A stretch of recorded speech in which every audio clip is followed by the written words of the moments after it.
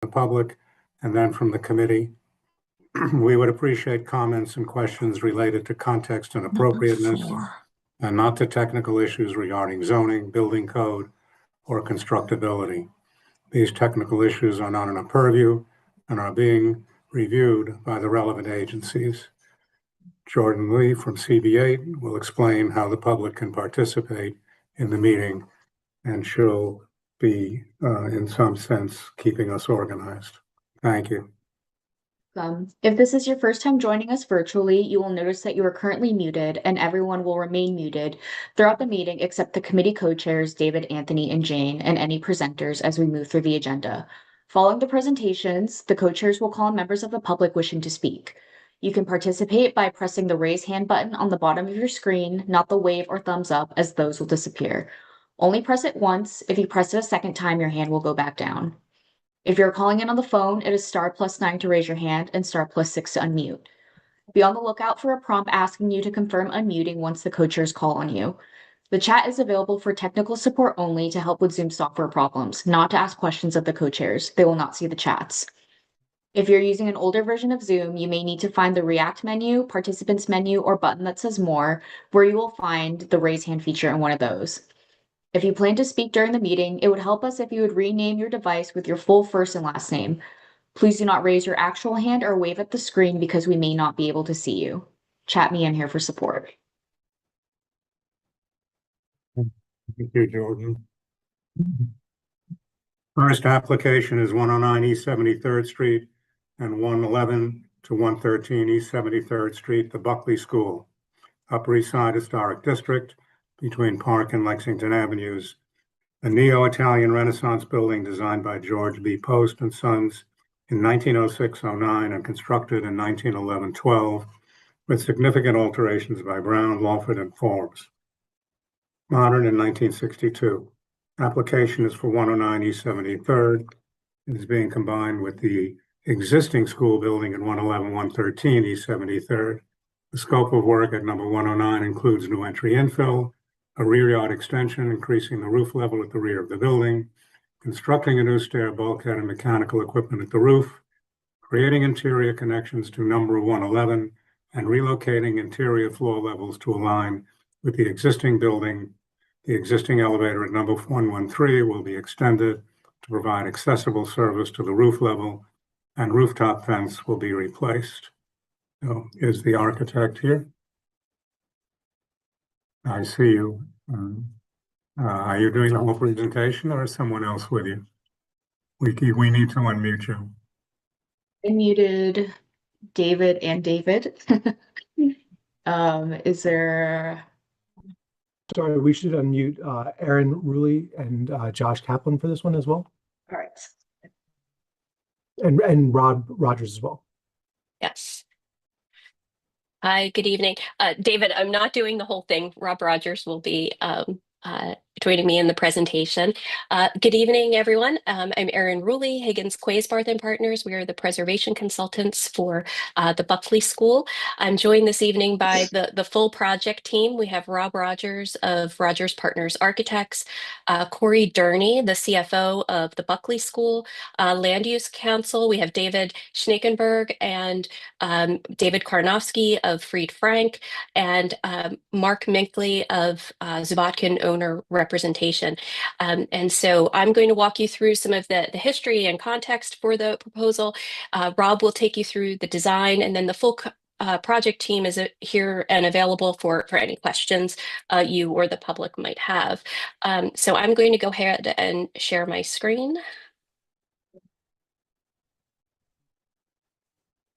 Okay, can everybody see that? Yes. Great. So this project this evening, as David described, it's a rather long description. It is for number 109 East 73rd Street, and then connecting that building to numbers 111 and 113, which we see on the right in this photograph, which the Buckley School is currently housed in. And this project is for a very specific scope of work to help to integrate 109 into the school's other buildings. And the purpose of this is to bring the beginners or the kindergarten students, which are currently housed in the Hubble building 2 blocks to the east to bring the kindergartners into the school building. And this is not an expansion of the school program, but a reorganization to serve the programmatic mission of the school, so that the upper grade students and the lower students can operate together. And so each of the changes proposed this evening really addresses a programmatic need. And so there are 3 general areas of work that we'll be looking at. The entryway that David mentioned for a new accessible entry, but then the realignment and connection to the 2 existing Buckley buildings. And that will have some effect on the floor levels and how they intersect and are perceived from the exterior of the building. Rear yard extension, there's a small courtyard at the back of the building, and the proposal is to infill that to create a more usable floor plate for classrooms, and we'll look at that in detail.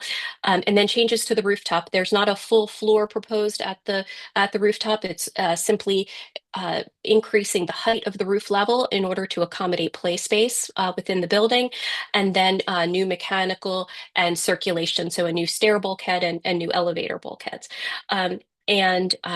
The project is primarily at 109, but as David had mentioned, there's the elevator extension on number 113. Just as a note, there is a BSA application that is part of this project, and that will be coming forward at Wednesday night's CB8 Land Use Committee, so that if there are questions related to that, it'll be addressed on Wednesday, but also we have Land Use Council here with us this evening. So to jump into it, 109 East 73rd Street, which we see on the left, it's a 6-story limestone townhouse constructed in 1912 and designed by Hunt and Hunt. It is a really magnificent, robust neo-Renaissance revival building, and it was acquired by the Buckley School in 2023. And let's see, just jump here to the history, a little bit of the existing conditions and history on the building. The building replaced an earlier row house, a 4-story row house that was on the site that we can see in this 1890s map. Again, it was Hunt and Hunt, an individual family house for the Russell family, and the building operated as such from 1912 until the mid 1930s. The map on the top right, you can see what the early state of the block looked like. So in the 1890s, we had these very continuous rows of row houses, a very defined central mid-block condition, and then along Park Avenue, French flats or tenement buildings focused there. And then after the first few decades of the 20th century, we start to see a lot of significant change within the block. Not just the introduction of larger scale apartment buildings, but also the rebirth of the row houses. So those alterations to the previously existing row houses, where they became more individualized and larger scale. And you can see how those buildings grew. So going from that sort of very limited footprint 3-story row houses to much larger scale 4, 5, 6-story buildings, and with significant rear yard extensions and Ls, some of which extended out to the north lot line you can see here, and then the development of commercial buildings along Lexington. And at 109, you can see the footprint here. This is a full 6 floors. So it's 6 stories all the way back. We have an existing L that goes to the rear lot line, and that is also 6 stories. So it's a continuous height from the front of the building all the way to the back. And it is among the taller row houses or townhouses in the block itself. In the mid 1930s, the building was converted from single family residence to multiple family dwelling. And with that came some changes, primarily to at the base of the building to the entry. So there was an initial conversion in the 30s, and then the area of apartments was increased over time. And so what was originally a double height entry hall in this eastern bay was converted. A slab was run across at the second floor and at the transom level. So there's a slab that runs across here now. And then by the time of designation, you can see this sort of small window was expanded to provide a consistent opening with the other windows in that second floor. So for the interior units. Some of the existing conditions here, looking up at the facade, it's again limestone. It's been painted a limestone color. And oh, I just want to go back to that historic photo. So historically, we had solid panel doors, that transom above, and then metal gates on the exterior. And you can see by the time of designation that had been changed. We have the gates are removed, and we have glazed openings within where the panels previously existed. And so here's the condition today, and then the number 111 to our right. And then on the right is the existing condition at the rear of the building. So we're on the Buckley building. The Buckley building connects through block. And we're looking at the rear of 109 here. This is the full lot L that exists today. This is the north lot line of that wall, and this is the existing courtyard that's proposed to be infilled. To the left is number 111, which is the existing Buckley building to which we are connecting.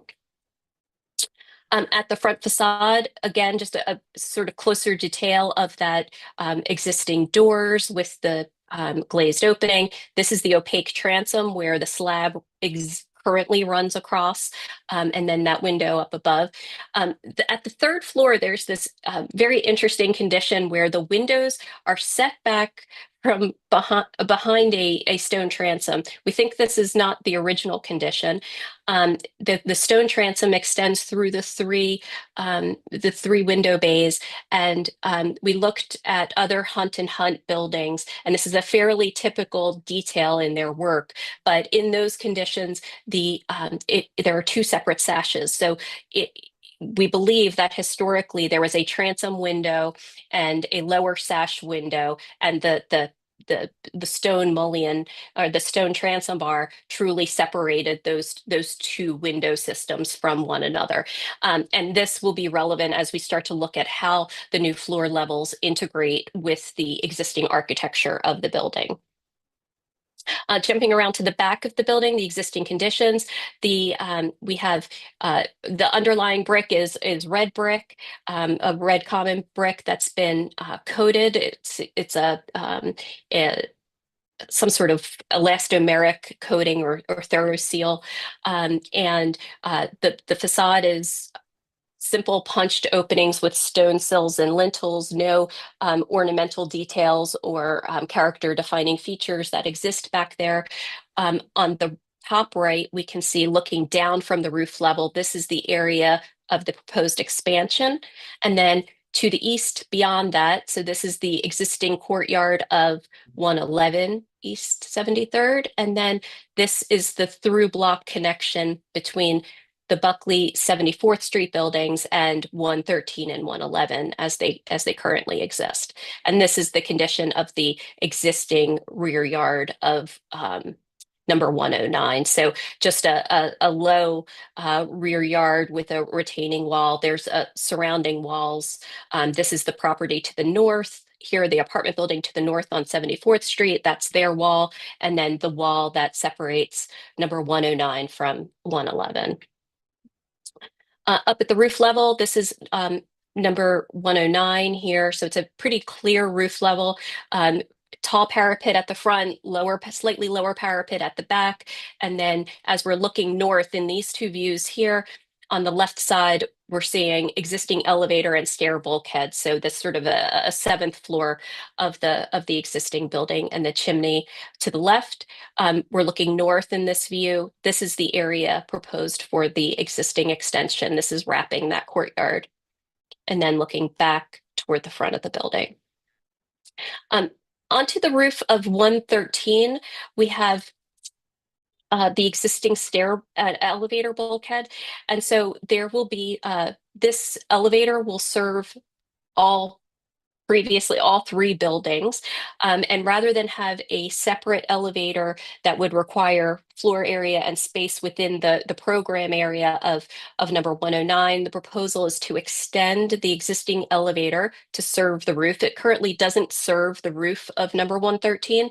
So when you take the elevator, you exit on the floor below, and you have to take the stair up to the roof level. So this will provide an accessible entry for the students on the roof, which is a play area, and then also to this is the east wall of number 109. It'll provide the connection for the elevator to number 109, and all the other floors will be connected floor by floor through the building.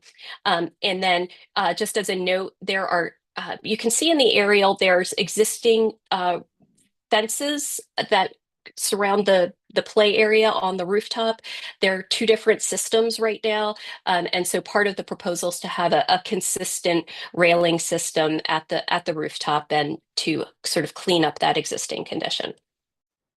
And so that brings us to the existing condition today. Again, here's 109, that area proposed for infill of within the courtyard. You can see the existing condition within the block. We have those larger scale row houses, townhouses that extend back to the lot line. So there are very many incursions within that rear yard condition within the donut, going back to the sort of first decades of the 20th century.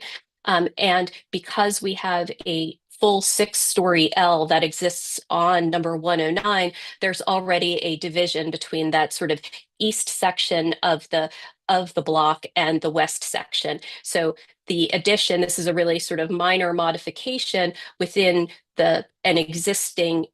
where an existing incursion already exists. So it does not impact the green space of the residential buildings to the east or to the west, and only has an effect on its immediate courtyard, and then will open up to the courtyard of Buckley.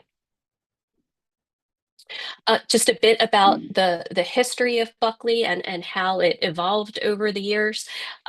It started its life in 1913, when it was established above a retail space on Madison Avenue at 62nd Street, and then moved up to 74th Street when it acquired number 120 and 22 East 74th Street. And so this is the story of Buckley is much like all independent schools in the city, where they evolved incrementally, buying and acquiring row houses and expanding as the programs themselves expanded. And so we see that history broken down for Buckley a little bit sort of graphically on the right. So after 120 East 74th Street, they expand to the south with 113 East 73rd. In the late 60s, they acquire Hubble, which is 2 blocks to the east. And that's where it's largely athletic facilities, but that is where the beginners are currently. All the other students are housed within the complex at 113. And then in the 1990s, the school acquired number 111. And that was a fairly significant alteration to the buildings at that time. And some of you may remember this project, but this is 113. So the connection existed between 113 and the 74th Street building. They acquired 111, and at that time they needed to align the floor levels. So again, this kind of consistent history that happens in very many of the school projects. In order to align the facades, align the floor levels, they had to modify the facade of the building. And so in this case, the facade was stretched a bit. You can see on the left the previously existing condition where the arch heads of the building had a slim spandrel that separated it from the second floor. And then in the approved condition where that spandrel was expanded in order to allow for that second floor slab to be extended all the way across and then continuously at the upper floor levels. And so on the bottom, we see that in photographs, the previously existing condition and then proposed condition where the limestone infill was inserted. And that was at the time in the 1990s, this was a fairly unprecedented approval by Landmarks and well executed and fastidiously engineered in terms of the limestone selection. On the right is an existing condition photograph, but just to give you a sense of how this all works in the mid-block, 113 is on the left, 111 is on the right, and the connection through block to 74th Street, all of this was reconfigured as part of that 1990s approval. And then beyond that is number 109, and so you can see how all of this will work together in the mid-block. And then just as a bit of context, this is all very consistent. This proposed scope of work that Rob's going to take you through is very consistent with other approvals that the commission has made over time for independent schools. And so here are 3 examples of projects that integrated row houses into existing school buildings, and they all have the same sort of set of components. So aligning the floor levels with the other existing buildings, extending the buildings in some way, all include a significant rear extension, full height, and typically a rooftop addition. And then connecting the buildings on the interior. And so on the left, Friends Seminary, which is probably one of the more extreme examples where that sort of interstitial space is created between the front facade and the program space beyond, and it creates that atrium-like space within the front of the building in order to allow for flexibility in the location of the floors and then the connections through the rear and at the back of the building. And then similarly at Hewitt and Allen Stevenson, which you all have seen, but again, the using extensions at the rear as ways of connecting to and adapting the buildings as they evolve, but while preserving the character of the building so that the residential reading is maintained, but allows for flexibility for the institutional use.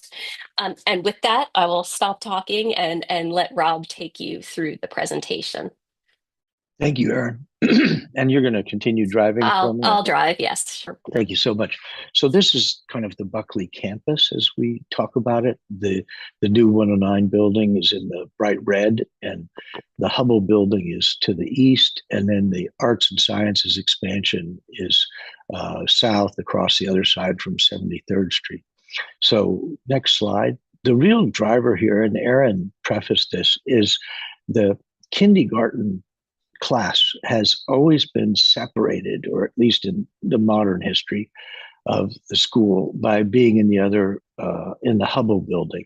And there's interest and benefits in that the program is really about an introduction to being a student and being a scholar. And but the really interest now is that those younger students can gather with others in the lower school.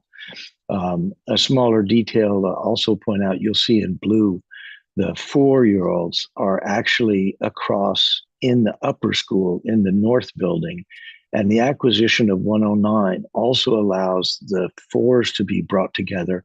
So we're actually able to assemble all of the lower school students and classes together in the one facility between 109, 111, and 113. So not only are there homerooms and breakout rooms, but any of their specials like libraries and arts sciences that are part of the lower school programs are now there adjacent with the faculty that are all working together. And that's the fundamental programmatic driver. And I'll try and take you through the rationale for the design decisions that we've made about this connection. Next. One of the key things, and Aaron pointed out, is we've got this small rear yard, and we looked at a variety of solutions, and really to be able to get two consequential, reasonable sized classrooms in the building because it's so narrow, we really need one in the north portion and one in the south portion. There is a light kind of red line dedicating those, but I think was one of the key determinants, was to be able to get two classrooms with natural light on each floor. Next. These are the elevations of 109 added to the collection of 111 and 113. And we'll talk in detail about some of the elements as we go along. As Aaron prefaced, go ahead. One of the key drivers is getting the floor elevations to align. Because 109 is so narrow, there's really no way to accommodate the kind of consequential ramping or other ways of solving it. And for program enhancement and realization, we really need to align the floors and be able to have continuous movement through there. And so we'll show you, you can see from left to right, the implications are going to be on what are perceived to be the second floor windows of 109 and what are perceived to be the third floor windows of 109. And we believe that we've got very effective strategies to really minimize the impact of those floor levels on those front windows. Next. And just showing you in plan form, the other thing we're going to talk about is the reconfiguration and redesign of the front door. So on the left, you have the existing condition, which is the sort of two doors that swing in that replace the original doors that were there when it was a single family home. And on the right, what we're looking to do is to go to a single door that gives us both egress and is wide enough for ADA access. So that's the rationale. We're trying to open up a lobby so that actually between 109 and 111, we've got a fully functioning lobby for both schools. The introduction of the stair with the little blue arrow going to it, I'll talk about some more. One of the things that is going to continue to be special about the educational experience for the beginners is that they actually don't commingle with the major circulation of the rest of the school. They're going to go up that stair and around and up to their own sort of precinct. And that's part of the introduction. And then once they move on into first grade, they really sort of move into the bigger Buckley population. So they're both still have a little bit of the special quality of being separate, but they're being integrated into the lower school overall. Next, please. And so programmatically, this is the building as it exists.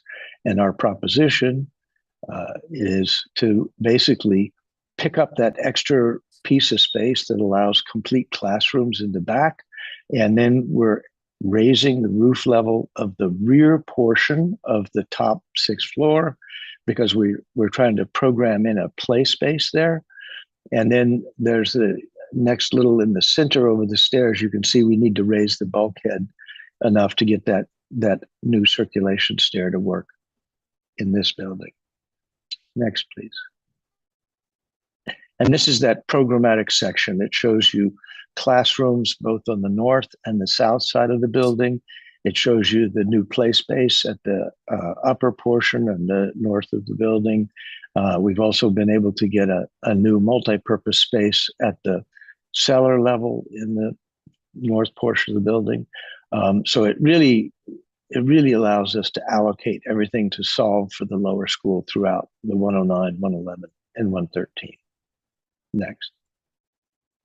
So this is the existing condition at the street, the sort of modified 111 meeting with 113, and then we're coming in to bear, bringing in 109 into play. Next. And one of the key differences we described is there's a current double in-swing door that's got grated grills over the windows on the lower portion. The arch transom has an opaque surface behind it. We're looking to take off the bars on those two lower first-story windows that were applied. I'm not sure. I'd have to go back to Aaron and go to a larger single door that will give us both ADA and egress requirements. And I'll get into some of the other details. We have a little more detailed drawings as we come along. So with that door, we're going to take the configuration of the existing transom bar and use that as sort of side panels to describe each side so that we get the appropriate width to the door. We're going to continue to have opacity behind the transom. And these are the sections you can see on the left is when they added the apartment slabs. That actually structure runs right into the middle of that arch transom. We've got a slightly modified condition as we're trying to solve for the various floor levels. And so we're introducing a floor that is nearly the same as what was there, but actually elevates the walking surface a little bit. I'll get into it some more, but this is where that stair comes up and it crosses around. And we do have a railing that will be behind the second story window, but we're proposing that to be a glass railing and set back and away from the window to have minimal visual impact from the street. Next. And up at the third floor, we also mentioned how that's going to impact. We've got a classroom space there. And if you could look at the section on the right, you'll see in the lower level what I just described at the second floor. And what we're doing at the third floor is doing a really careful little cantilevered piece that will come out and meet a window behind the primary window and go up with textured glass to meet that limestone cross mullion that Aaron was describing before, and returning to what we believe was the original intent in the Hunt and Hunt project, where there is an independent upper sash above the stone and an independent lower sash below the stone. And you can see these in articulated sections. On the left, you're looking at what we are calling the beginner's bridge, which sort of floats behind the second floor window, and then the carefully cantilevered third floor going out with textured panel glass up to that stone cross piece. You can see that again, the articulated section on the right, the stair at the far end of the lobby comes up, it crosses over on the bridge, the stair returns up to what is going to be the library space for the beginners, and then continue into their classrooms, which are both on the north side of 109 and 111. And just seen from inside the lobby, that's that stair experience and how we've tried to sort of unify the doors and features across the lobby overall. Looking at in street view, we're continuing to keep the dark oak materiality that's always been a part of 109. So that will have its independent sensibility from the street. Although the intent is to really work together from the inside in terms of how the lobby operates. And you can see we've modeled in, and you can see the slightest shadow behind the third floor windows, where we're going to have the textured glass up to the level of that mullion, the limestone cross piece. Next. Now in the rear yard, we've got this parged brick, as mentioned, and the full extension. And so to get that northern classroom and then the play space on the 6th floor, so really all floors making use of the full extent of that floor plate. Next, we are proposing to expand into what's the blue zone on the right. So we're going to infill that courtyard, and then introduce new classroom windows in that east facade into sort of the courtyard that is Buckley between the multiple buildings. And you can see also that we're asking to extend a bit of height for the ceiling and then a bit of height for the parapet, so that we've got visual and acoustic isolation of the mechanical equipment that's going to be located on that roof. This is that same situation as described in elevation with dimensions and measures. And then that east elevation, the new east elevation, where it sort of had a collection of apartment windows, we've now regularized a kind of set of classroom windows that are more in alignment with the other Buckley features on those elevations. And you can see that in the model. We're proposing to return to the red common brick that was there before it was all parged, just sort of getting back to a real materiality. The extensions on the roof, we're on 109 itself, we're asking for the blue rectangle, which is the stair bulkhead, the least amount necessary. And then outlined in blue is the heightened parapet, which also enables us to raise that ceiling for the play space on the north part of 109. And then the blue square, you can see to the east, that's the existing elevator location that serves 111 and 113. And we need to add one story to that because it's never gone to the roof level, which is that play space. And so part of the goal of this is to create and resolve for accessibility throughout all of the buildings and features. And this is the elevation across there. The elevation of the elevator bulkhead and the stair bulkhead mean that we do need to make some adjustments to neighbors' chimneys. And Aaron also prefaced, there's a kind of collection of fence histories on the roof now, and our intent is to come back and produce a singular fence that can provide both the safety we need, code requirements for roof play, but also participate in sort of a more delicate finish to the upper reaches of the building. And these are those roof additions as described. There are things we're taking down, the elevator and stair bulkheads that are currently serving 109.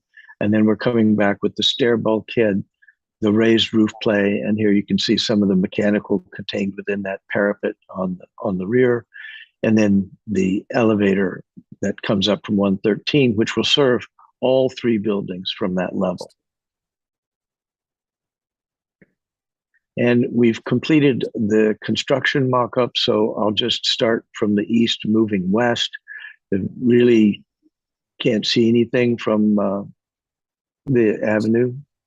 And as you move closer, the angle is still there. It's pretty much as it is. There's a thing. I think we can kind of look in front. We don't cover it. Same from here. And then finally, we begin to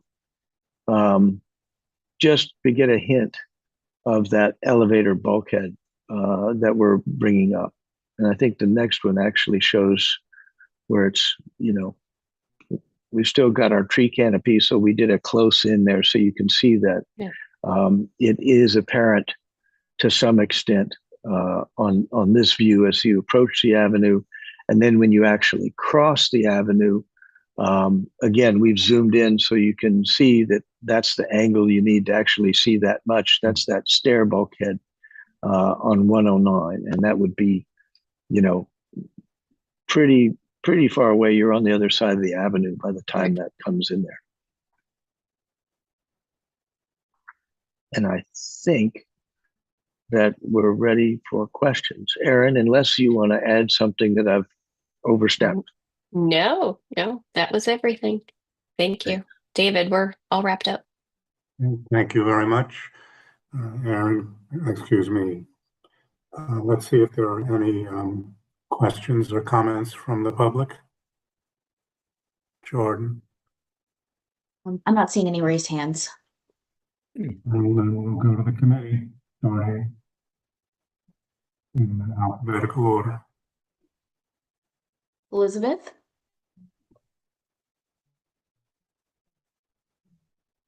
Well, I'm not going to claim I'm not a bit confused by all these tiny details.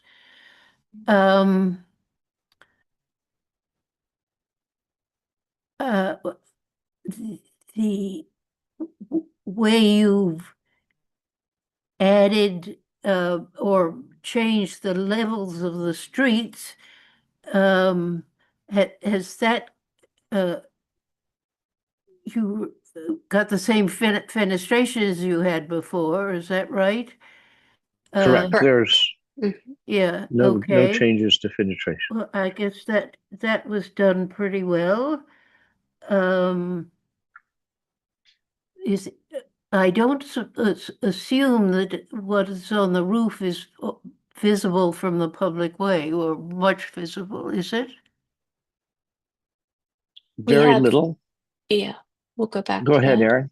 Yeah. Oh, no, just very we have a little bit of visibility from the west. And that is the elevator bulkhead just over the 111 building. You can see it here. That's the elevator extension. And then the stair bulkhead pops up. We have tree cover, so it's in here. But it's set back, I believe it's 25 feet from the front facade. Right. Yeah, and so here you can see, but it's at a great distance. So it's limited to the east and it should be fairly benign in terms of its effect because it's just the bulkhead. It's not sort of a designed element.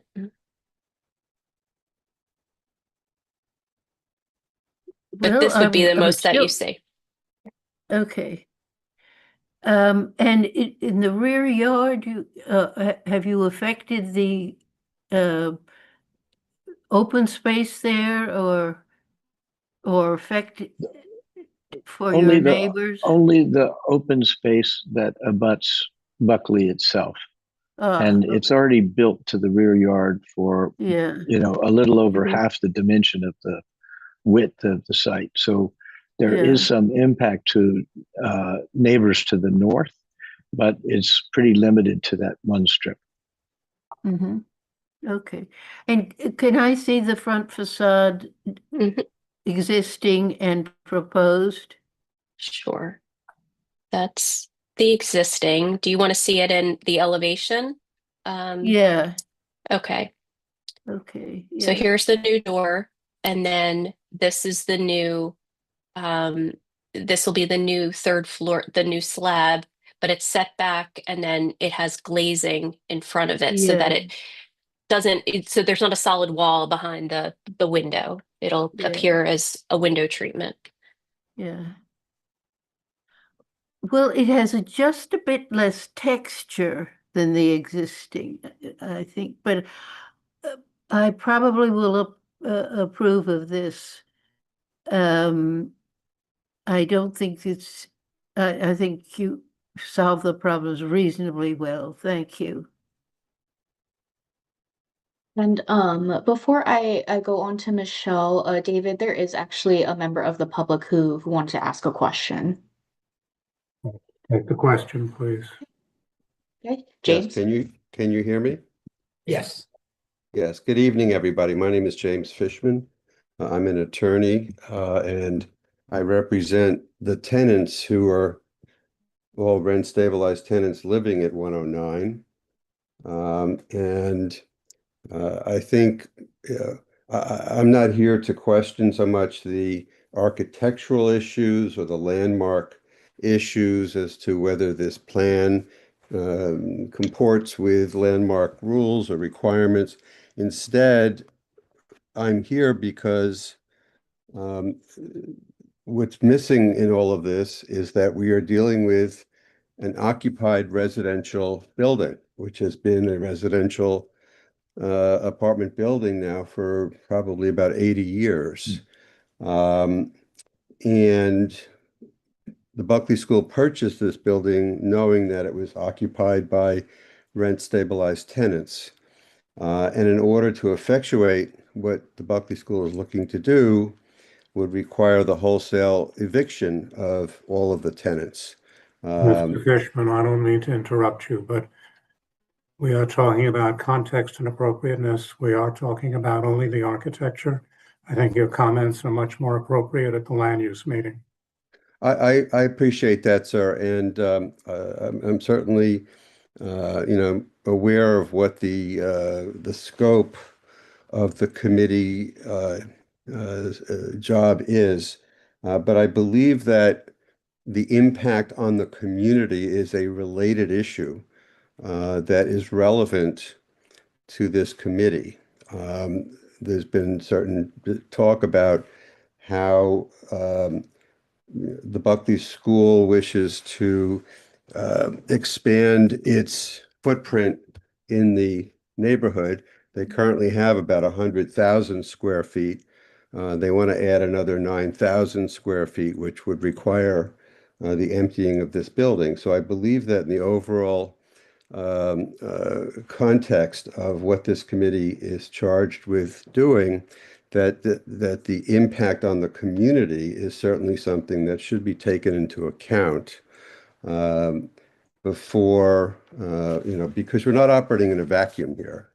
There are human beings involved. One of my clients is here. There's a gentleman who is 86 years old and has lived in this building for 56 years. And he has already been the subject of an eviction proceeding by the Buckley School. So I ask that you take into account the overall impact of this project on this community because it's not just about preserving landmarks, but also about preserving people's homes. And I ask you to take that into account. Thank you. Back to the committee. Michelle? Yeah, thank you. I'm sympathetic to that, and Mr. Fishman, I look forward to hearing more about that at the Land Use Committee next week, where it'll be more appropriately addressed, I'm sure. With reference to what's been before us tonight, what is the overall height of the bulkhead, the new bulkhead that's going to be added to 109? And with that additional height, what will then be the overall height of the building? And Aaron, if you can help me out, I'm on a very small screen right now, but we also have a plan that's got all the elevations. Elevations on it, yeah. Right. Let me go. It's got all the there you go. I think this one's got. Does this have the heights on it? I thought. I think spring we might have moved that to the appendix. Is that right? Give me 1 second. Yeah, thank you. Mm-hmm. I guess maybe there you go. Oh, it's not the totals though. You can see we're adding the stair bulkhead is adding 10 feet the rear setup is adding 5, and then the tallest one is really that elevator bulkhead, which we're increasing the height by 13 feet. And so when you add those, what will then be the total height of the building? But those are all not being added to 109.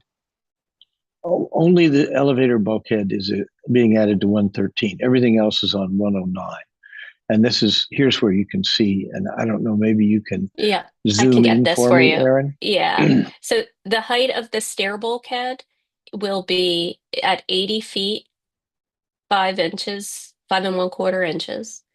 And the new elevator overrun will be at 84.11, let's say. And so this is raising, and that will be the maximal height of the building of the 3 buildings will be 84.11. Yes, and that's That's just correct. for a very limited area, just for the elevator overrun. That square right here. And the dimensions of that square are? That is It's about 11 by 18, it's a and it's yeah. 11 bulkhead- feet by 18 feet. hmm So how visible are those highest points, that one in particular, from the That street? Since you've got the coverage, you have foliage.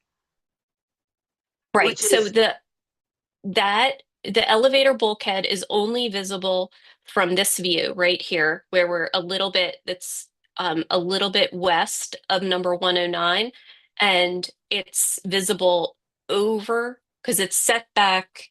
We'll get you the dimension on the setback, but it's popping up right here over 111, and that is the only vantage point where you get the elevator overrun. can you guess or approximate how much footage, how much of it you see? We can't from this, but we can get you that from a sightline diagram. Okay, thank you for that. Now, Mhm. so we've established that the front facade, the exterior, the facade, with the exception of that, is it the third floor plank that's Mhm. being, with the exception of that and your changes of the front door, there are no other visible changes on that front facade. The fenestration remains the same, the design of it, the materials, etc., remain the same. Is that true? the fenestration is being replaced, but in kind. And what is the fenestration made out of now? It's They're wood windows. wood So windows. it'll be replaced with wood? Mhm. Yes. Yes. Okay. That'll be handled at staff level. That's not, but yes, Okay. correct. And the front door will be a wood door or a fireproof door, or are you doubling the dimension of the door? No, it's just that it's got 2 small leaves now, and we need an opening that actually swings the other way for egress. And So then you're also, incorporating those. right. And so what we're doing is we're taking the features of the existing horizontal transom bar and replicating those as side panels so that we can have one single larger door rather than the 2 panel doors. And it will continue to be in the dark oak that the existing door is in. This building sort of had as a service door too, that we didn't really talk about because we're not changing it. So the it would be in service the door code. that's on that front facade will remain the same. Correct. Okay. Now, you talked about this will require the relocation of the neighbors' chimneys. It's not exactly the purview of this committee to ask, have those neighbors been consulted and are in agreement? But also aesthetically, what form will that replacement take? You're going back to the red brick on the rear, correct? Right. Most of those are mechanical vents, not masonry chimneys. What Here. mechanical vents, meaning that they're metal? Yes, Metal flues. And we did mock those up as well, Michelle. So those are not visible from the street, the extensions. And the project is required to provide for those. If the owners don't want their chimneys extended, then they have the right to object to that. They can't, the school can't do work on a neighbor's building without their permission. So, okay, so these chimneys are on their buildings. They are on Correct. other buildings, and you're protected for that. You have protected for that. You need their consent. The code requires that if you construct something on a roof that comes within a certain distance of neighboring chimneys, that you have to extend the neighbor's chimney. So if the neighbors don't approve and your construction requires that, how do you resolve that? They can object to it. I think council can answer this more clearly, but I think it's still ultimately the owner has say in whether or not their chimneys are extended. But But one would want to, because it's a performance issue and a safety issue. Okay. All right, so visibly on the exterior of the front facade, we've established the back facade has the only changes is that infill, and the rest of that building is going to the maximal rear yard permissive anyway, and that will just be changed to brick. That's the only change visually, correct. aesthetically? Correct. And windows in the east side of that wall that will face the rest of the Buckley campus. And what are you doing with those windows? That's a reconfiguration and a resizing and all that. Mhm. Correct. And what are those windows going to be made out of? Those will probably have aluminum frames, because that's what the rest of the Buckley windows are on those rear facades in 111 and 113. Yeah. Okay. All right. Thank you very much. I appreciate the comments. Thank you. Rita? Thank you, and thank you for your thorough presentation. I am opposed to this. I think the rear yard addition is too much. It's too much.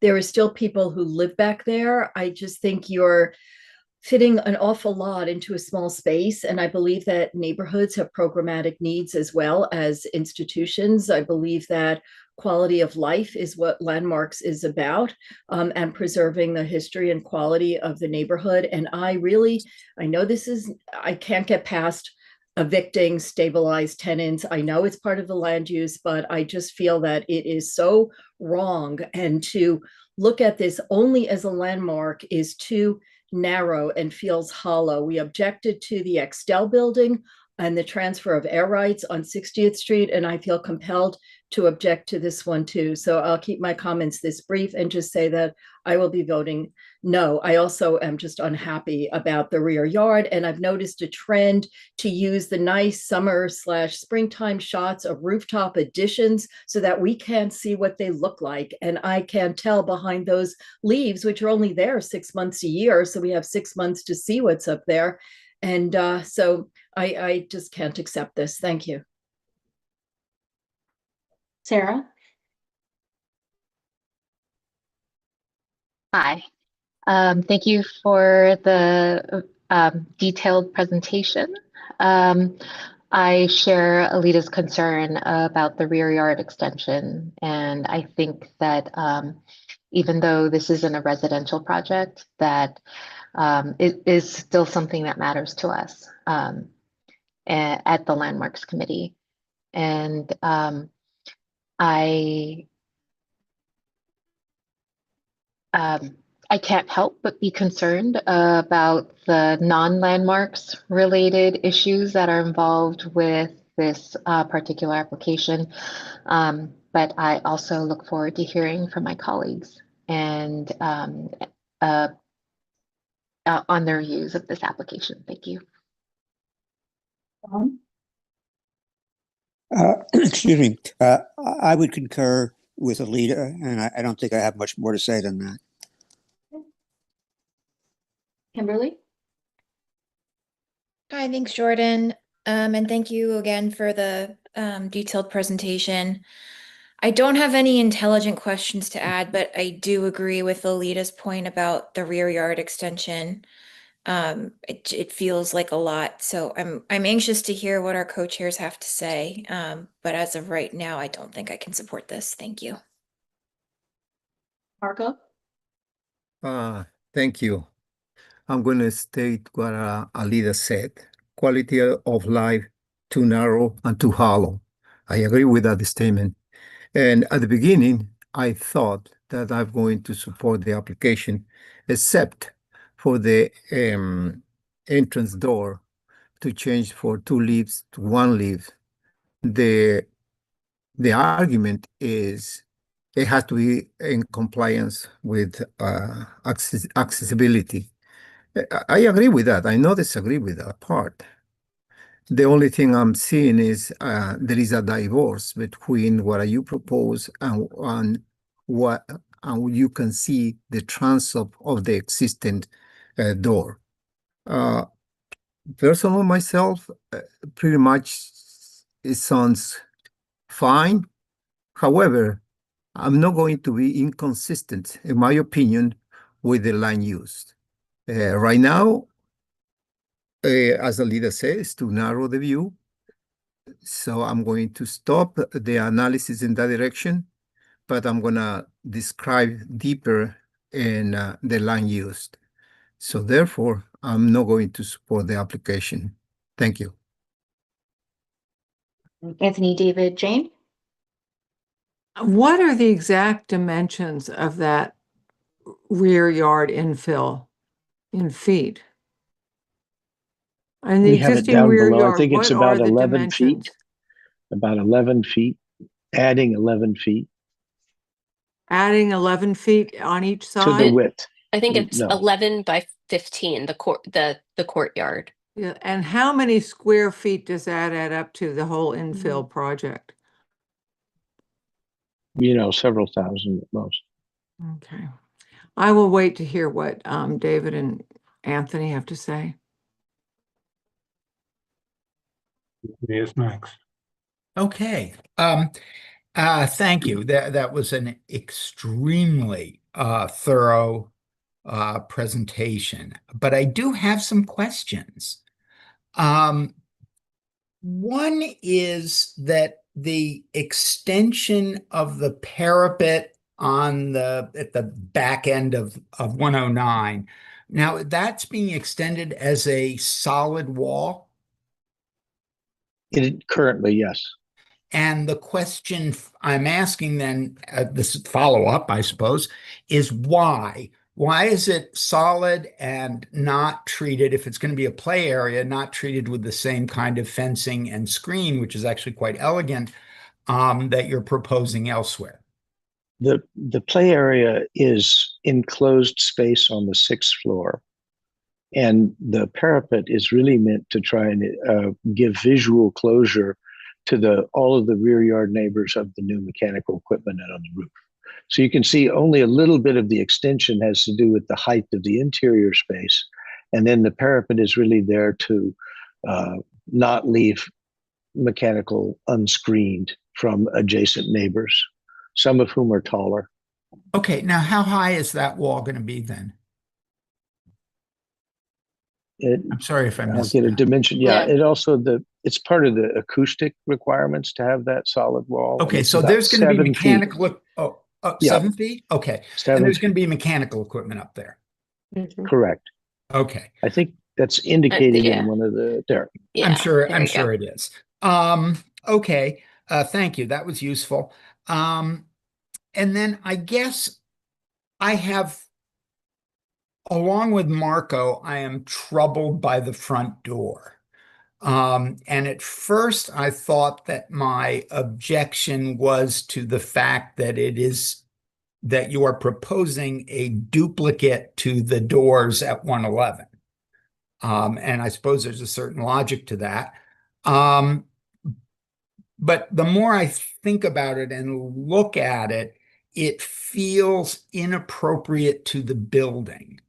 And that the building's former use, and there are lots of different ways to skin this cat. You can use you can have two doors with unequal leaves. You can have two doors, a door and a side light. And it just seemed to me that this is not the best solution for the actual, the best solution for the building, for the spirit of the existing building.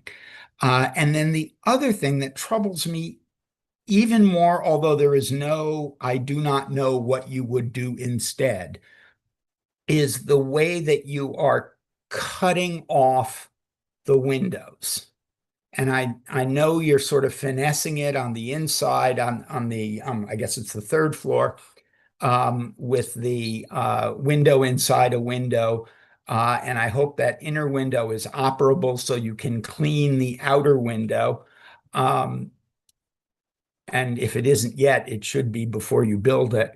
But I think that it also, again, and I understand all of the functional reasons why you want to do what you're doing, why you want to do what you were proposing. I think it does a kind of violence to the existing building that is inappropriate to its nature.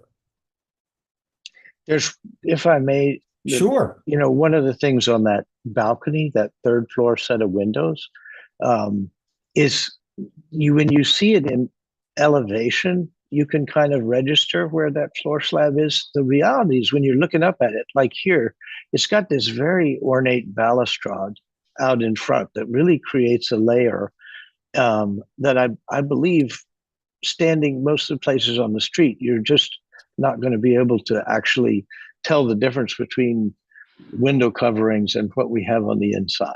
But that's the value, as opposed to looking at just purely at the elevation. I do understand what you're saying, and I suppose I'm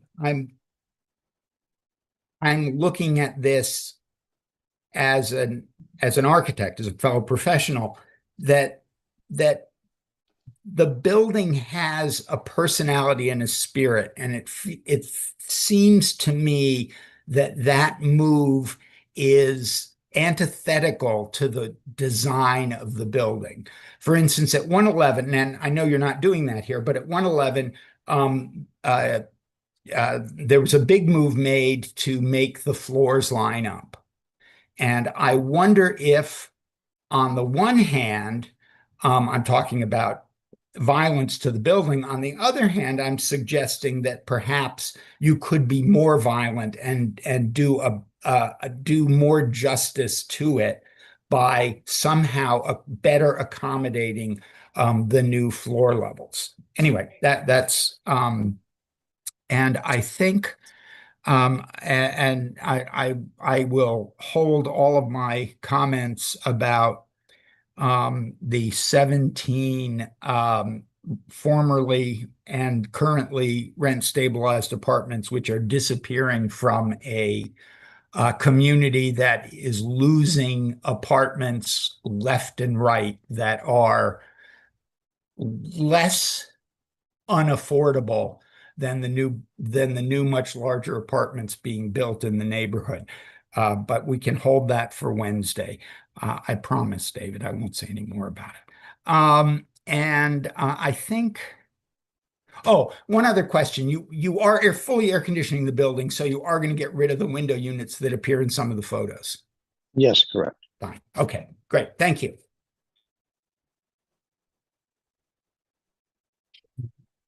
Beginning to think that I am alone in supporting what I think is a truly excellent project. I might not agree with every detail, but I think it's important for us to look at the totality of what's done. And because you disagree with one or two details, I don't think that's a reason to object if you think that the job is well done. Elizabeth talked about not understanding a lot of the tiny details. I think it's the tiny details that have made this project work functionally. And I think with respect to the look of the facade, I don't object to the new door. I think that it doesn't do damage to the 109 building, and it begins to help to tie the buildings together by having a few things that are common. I think as far as the rear goes, it's not that much of an extension. It's not that much of an infill, and relative to what's left of the donut, this project does not really affect the donut. As an issue of scale, it is not out of scale in terms of what's being done. To relate this to the Extel super tower, super tall, and say that it's the same principle, it simply is not. There's buildings that are very different scales, and one is an institutional building that happens to be a landmark, and the other is going to be a 12 to 1,300 foot tall new building. I think on balance, this has been well thought through. I think functionally, you've got to make the school work, and maybe here and there you can't do everything you might want to do, but I think on balance, the third floor works. I agree with Rob that from the street, I don't think there's going to be a significant difference in the way it looks today. And I trust that as he designs these changes, that he anticipates maintaining them as well as building them. I think it's an excellent job. I think it deserves our approval.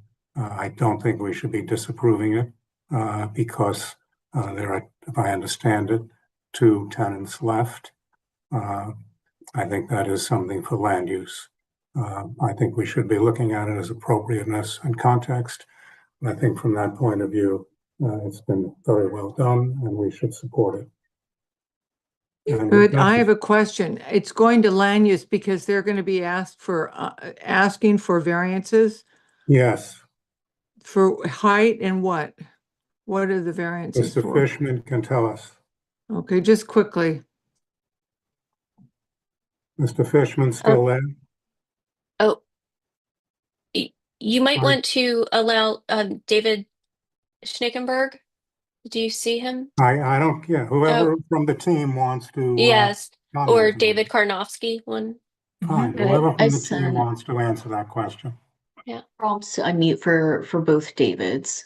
Thank you. Is somebody going to answer Jane's question about what are the Yeah. variances? Yeah. I'm going to ask David Schnackenberg to speak. He seems to be muted though. Whoever's going to answer it, please speak up. Yeah, we've got a big agenda. Sorry about that. I have James Fishman raising his hand right now. No, he's not on the team. James Fishman is the.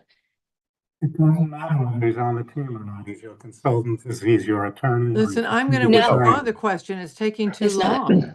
Oh, he's not on your team. You're right. He He's represents. not. He represents the tenants. Yes. Okay, my mistake. Sorry. I'm sorry, there are some minutiae in the BSA ask, but essentially it's completing the rear yard portion that we've discussed and the additional height that we've discussed in terms of the play space and the bulkheads. Thank you. Now let's go to the committee for a vote. We need a resolution. Oh, sorry, we need a resolution. That's okay. I'm jumping the gun.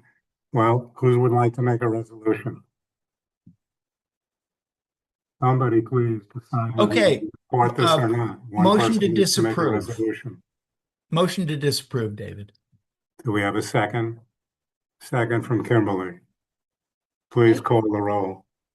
Give me just a second. I'm going to pull up the sheet. Do we want to go alphabetical? Yes. All right. Elizabeth, this is a motion to disapprove. Abstain. Okay. Michelle? Abstain. Alita? Yes. Sarah? Yes. John, Yes. Kimberly,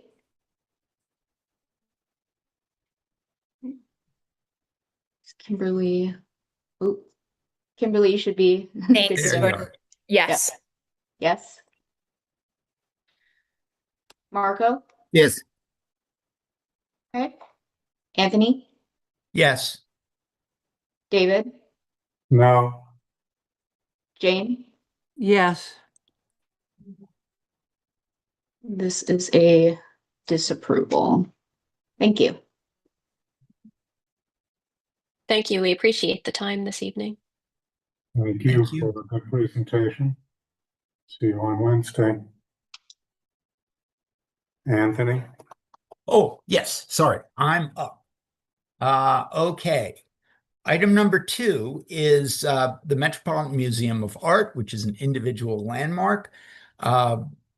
This is a Beaux-Arts building designed by numerous architects, chiefly Calvert Vaux and Jacob Ray Mould, who designed the initial Ruskinian Gothic structure of the Met and built it in the 1880s, with additions throughout the 2000s. Application is to replace public arrival wayfinding signage in the Fifth Avenue Plaza and in the Great Hall. And who is here from, okay, Brett. Hi, Mr. Chairman. It's nice to be with you all. Can you all hear me? Yes. Okay.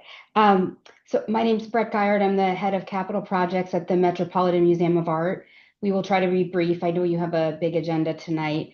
I'm here with some of my colleagues from the Met, as well as Henry Miller, principal at Beyer Blinder Bell Architects and Planners, and he'll be sharing the presentation. We are here to present our proposed strategy and approach to wayfinding for public signage on the exterior of our Fifth Avenue frontage, as well as the interior of the Great Hall, both of which are designated landmarks. In 2023, we came before you all, you might remember, to present the addition of digital displays in the Great Hall for 4 digital displays. And we received feedback during our public hearing at Landmarks that the Great Hall had become visually noisy with signage. There was some less nice ways of saying that, but we heard them. And so we listened to the feedback and have been working since then to establish a proposal for a wayfinding strategy that would allow us to have a unified and consistent system of signage for our interior and exterior arrival locations. Next slide, please, Henry. And so, in terms of the need for this, anyone who's visited the Met, I think, has probably experienced the need for this if you don't quite know where you're going.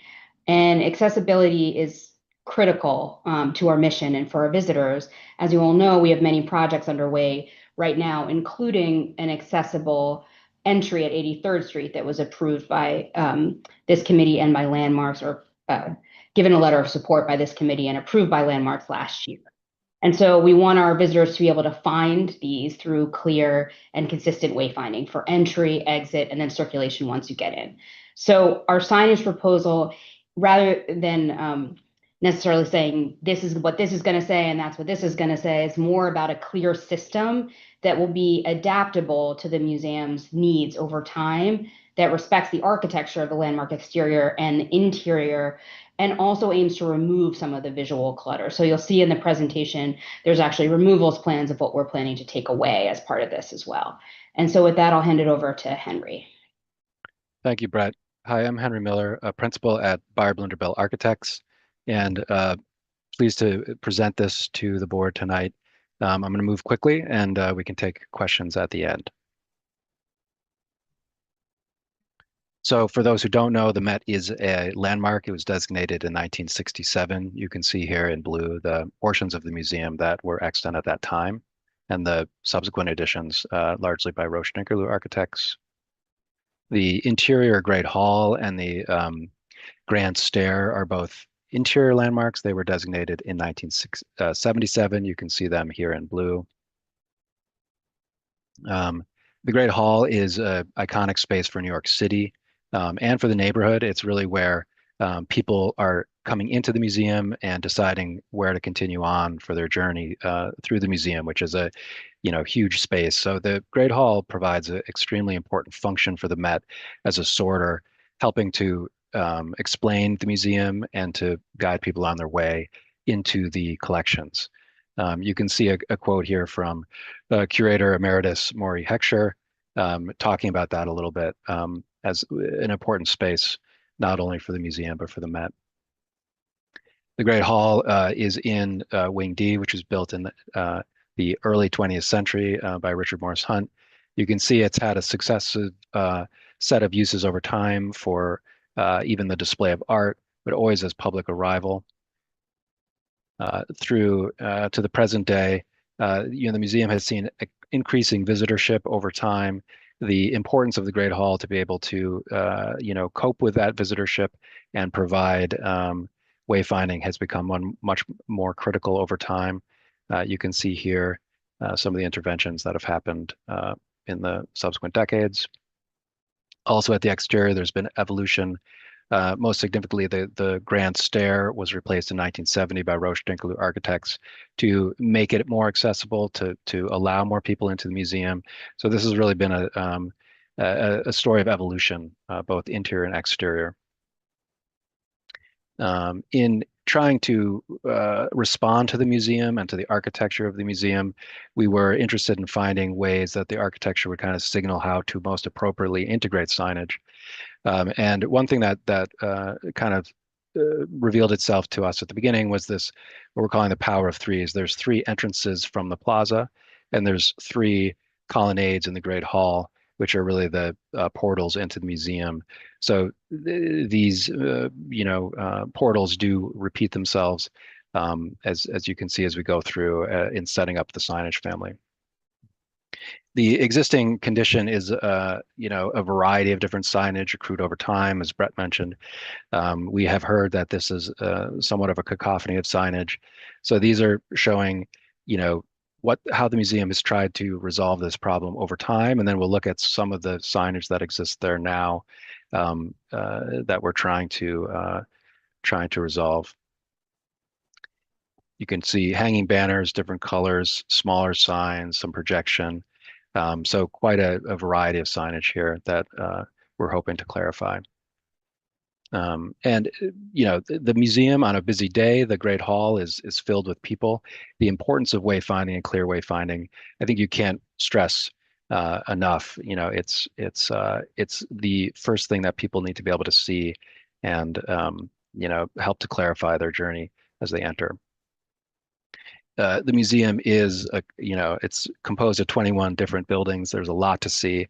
There's so much, in fact, that you can't currently understand everything in the museum based on the signage that's there. So this is showing in yellow what you are able to see from the Great Hall versus the rest of the museum. So we're trying to figure out how to get more information into the signage.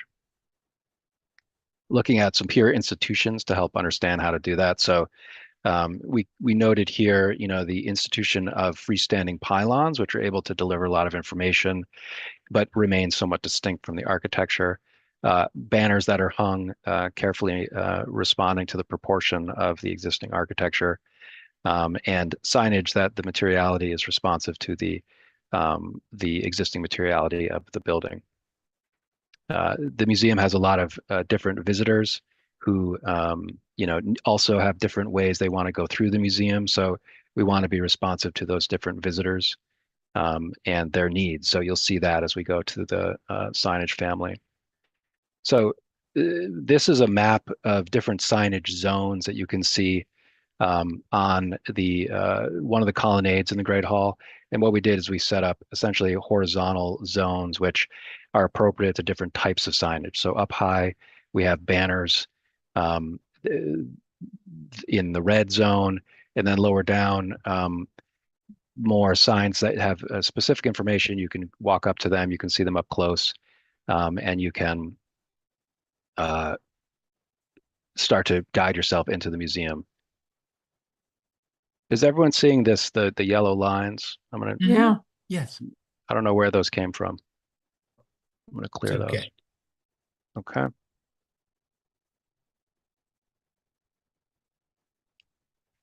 So the materiality of the Great Hall is something we tried to draw some inspiration from. You can see here, there's limestone certainly on the walls, terrazzo on the floor, and some marble and other stones used throughout. The existing signage, there's a lot of different types, a lot of different actually mounting strategies that have accrued over time, some of them less elegant than others, resulting in some, patched anchors and whatnot.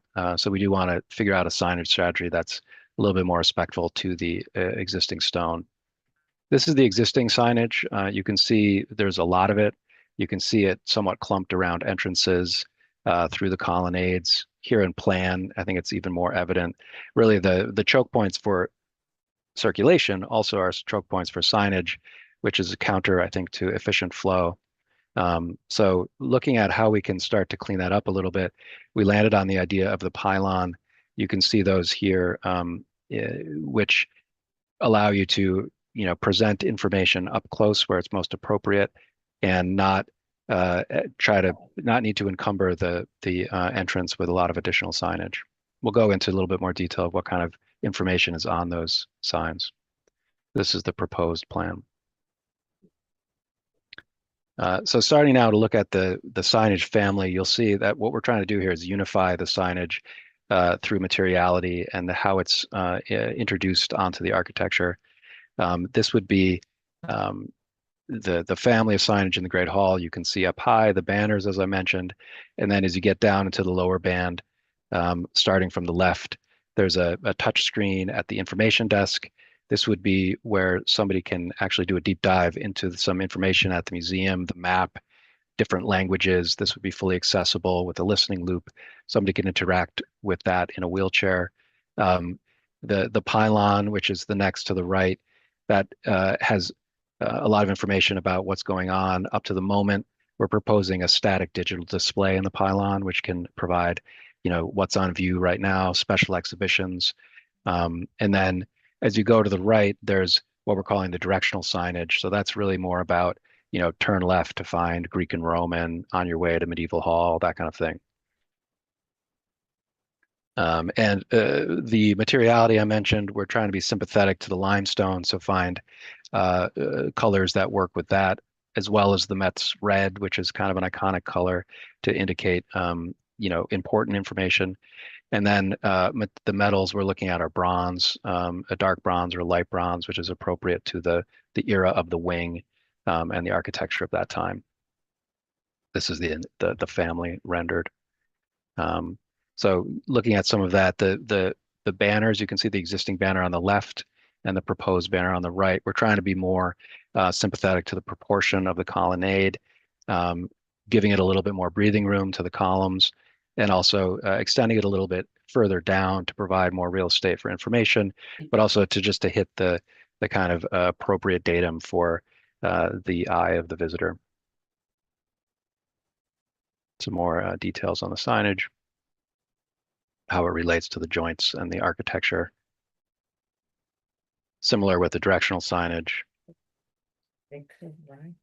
And a few renderings that show the proportions, the existing sign or the proposed signage in the existing architecture. This is looking south towards Greek and Roman, towards the grand stair at the west, and then to the north.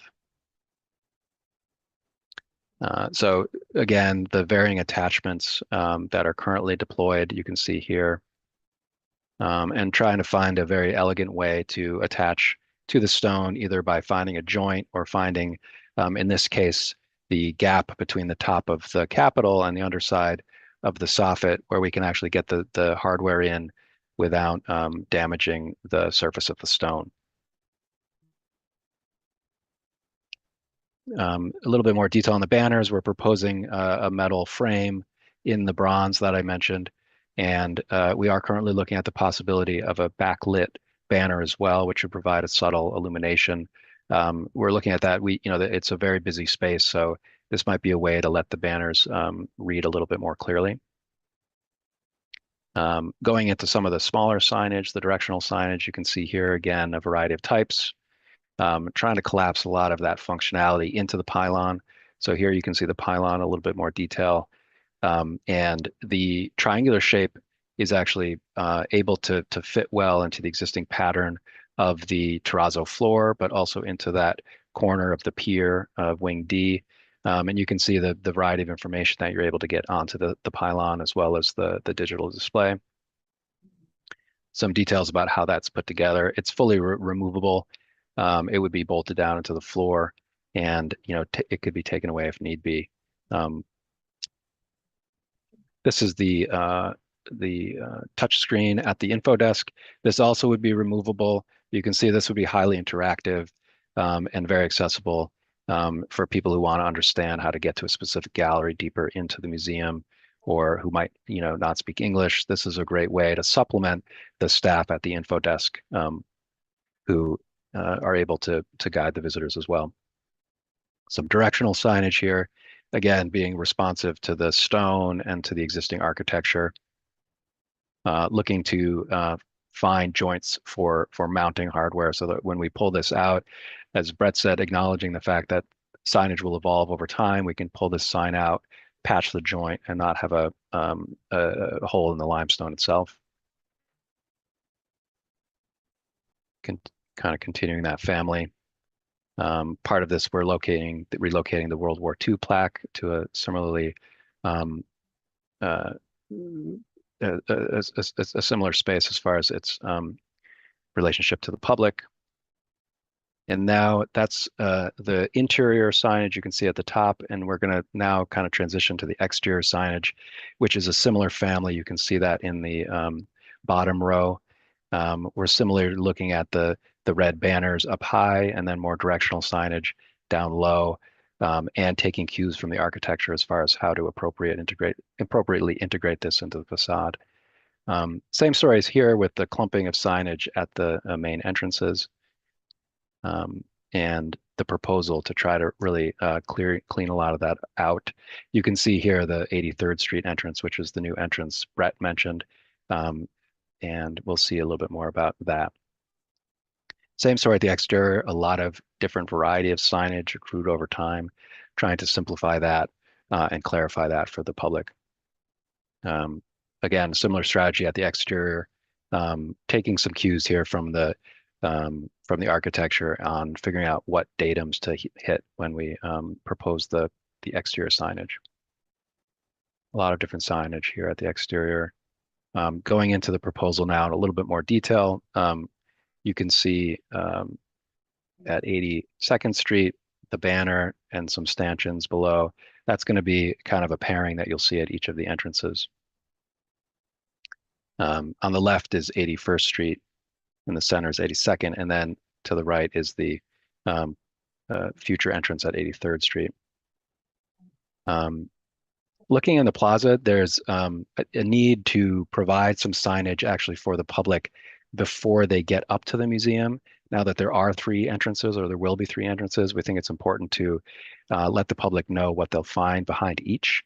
And actually, because of the plaza and the trees and just the amount of activity, bringing some signage out to this point we found to be critical.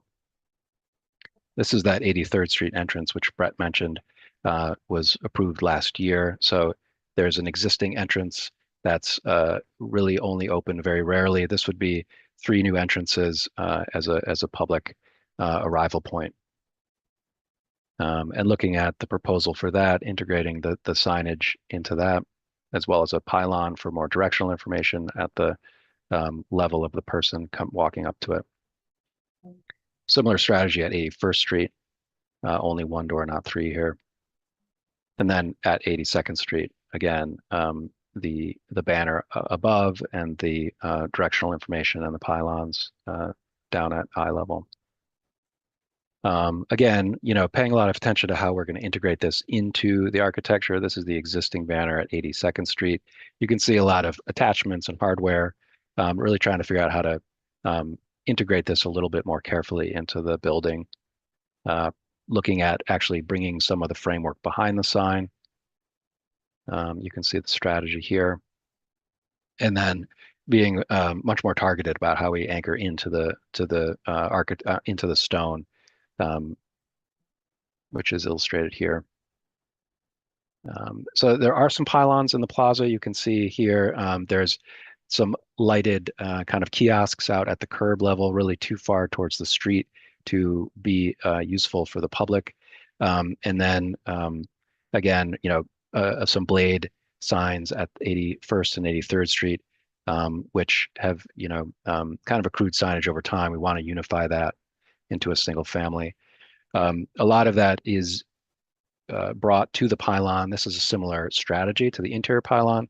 At the exterior, this is also providing, directional information to each of the entrances, and a digital display, which would be static, facing towards the building. So we're trying to locate that so you can't see that from, for example, across the street, but that would be additional information for somebody who's able to get up close and understand how they want to enter the museum. So you can see the usefulness of the pylon here, bringing it out in line with the fountain so that people in the plaza actually are able to start to understand how to enter the building a little bit earlier, and leading you to the entrance here at 81st Street and at 83rd Street. And then finally, to unify the entire family, there's actually a parking sign down at 80th Street, which we would update to match the family. So that's what this is showing, and that's the presentation. That's the proposed interior and exterior wayfinding signage families. We're happy to take any questions that you might have. Wonderful. Thank you. Thank you.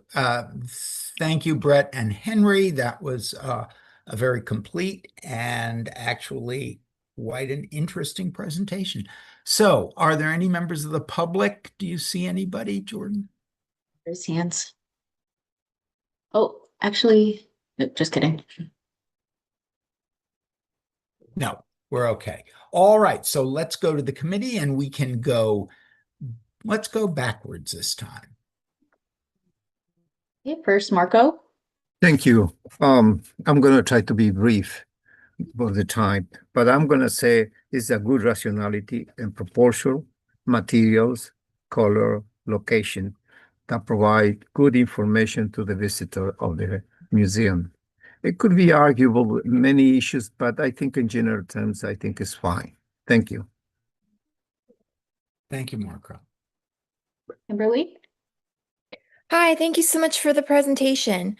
I love this presentation for two reasons. One, because I love the Met, but two, because professionally my job is digital usability and accessibility. So this topic means I can hold my own against the architects on our committee.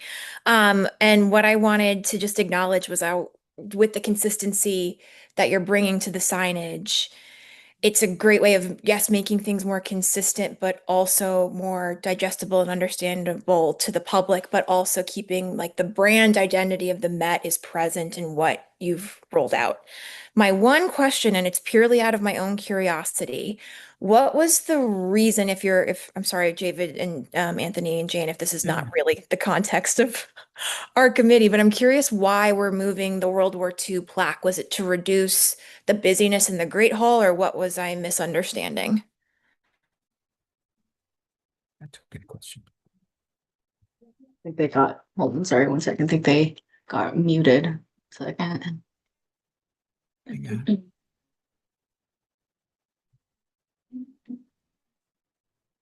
Henry should have got another prompt on mute. There he is. Oh. Henry's unmuted. Yes. Can you hear me? Yes. Yes. Great. Yeah, I think the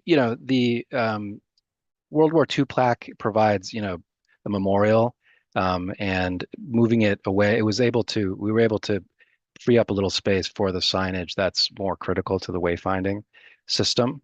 But we did try to find a place that was equally, important as far as being able to still access that plaque. So it's in the ticketing hall, actually, where most visitors will come through on their way into the museum. So I thought that was, as preeminent a spot as it currently is located.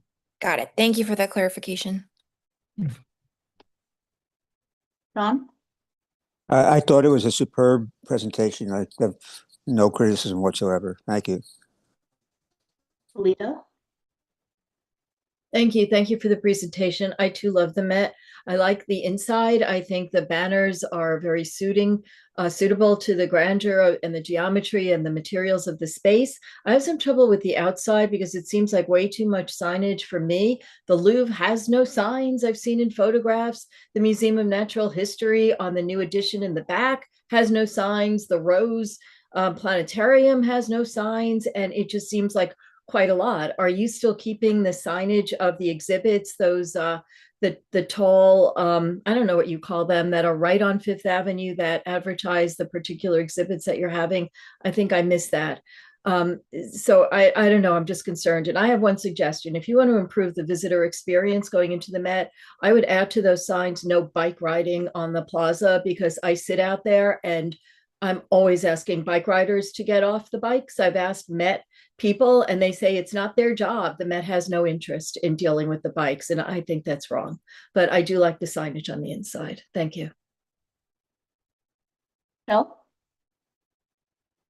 Yeah, I have a lot of mixed feelings about this. First of all, I was here for and on the committee and on the board when the change of the plaza came to us, the whole redesign of the plaza, and was in opposition to that. And I think much of that is now you're paying the price for it.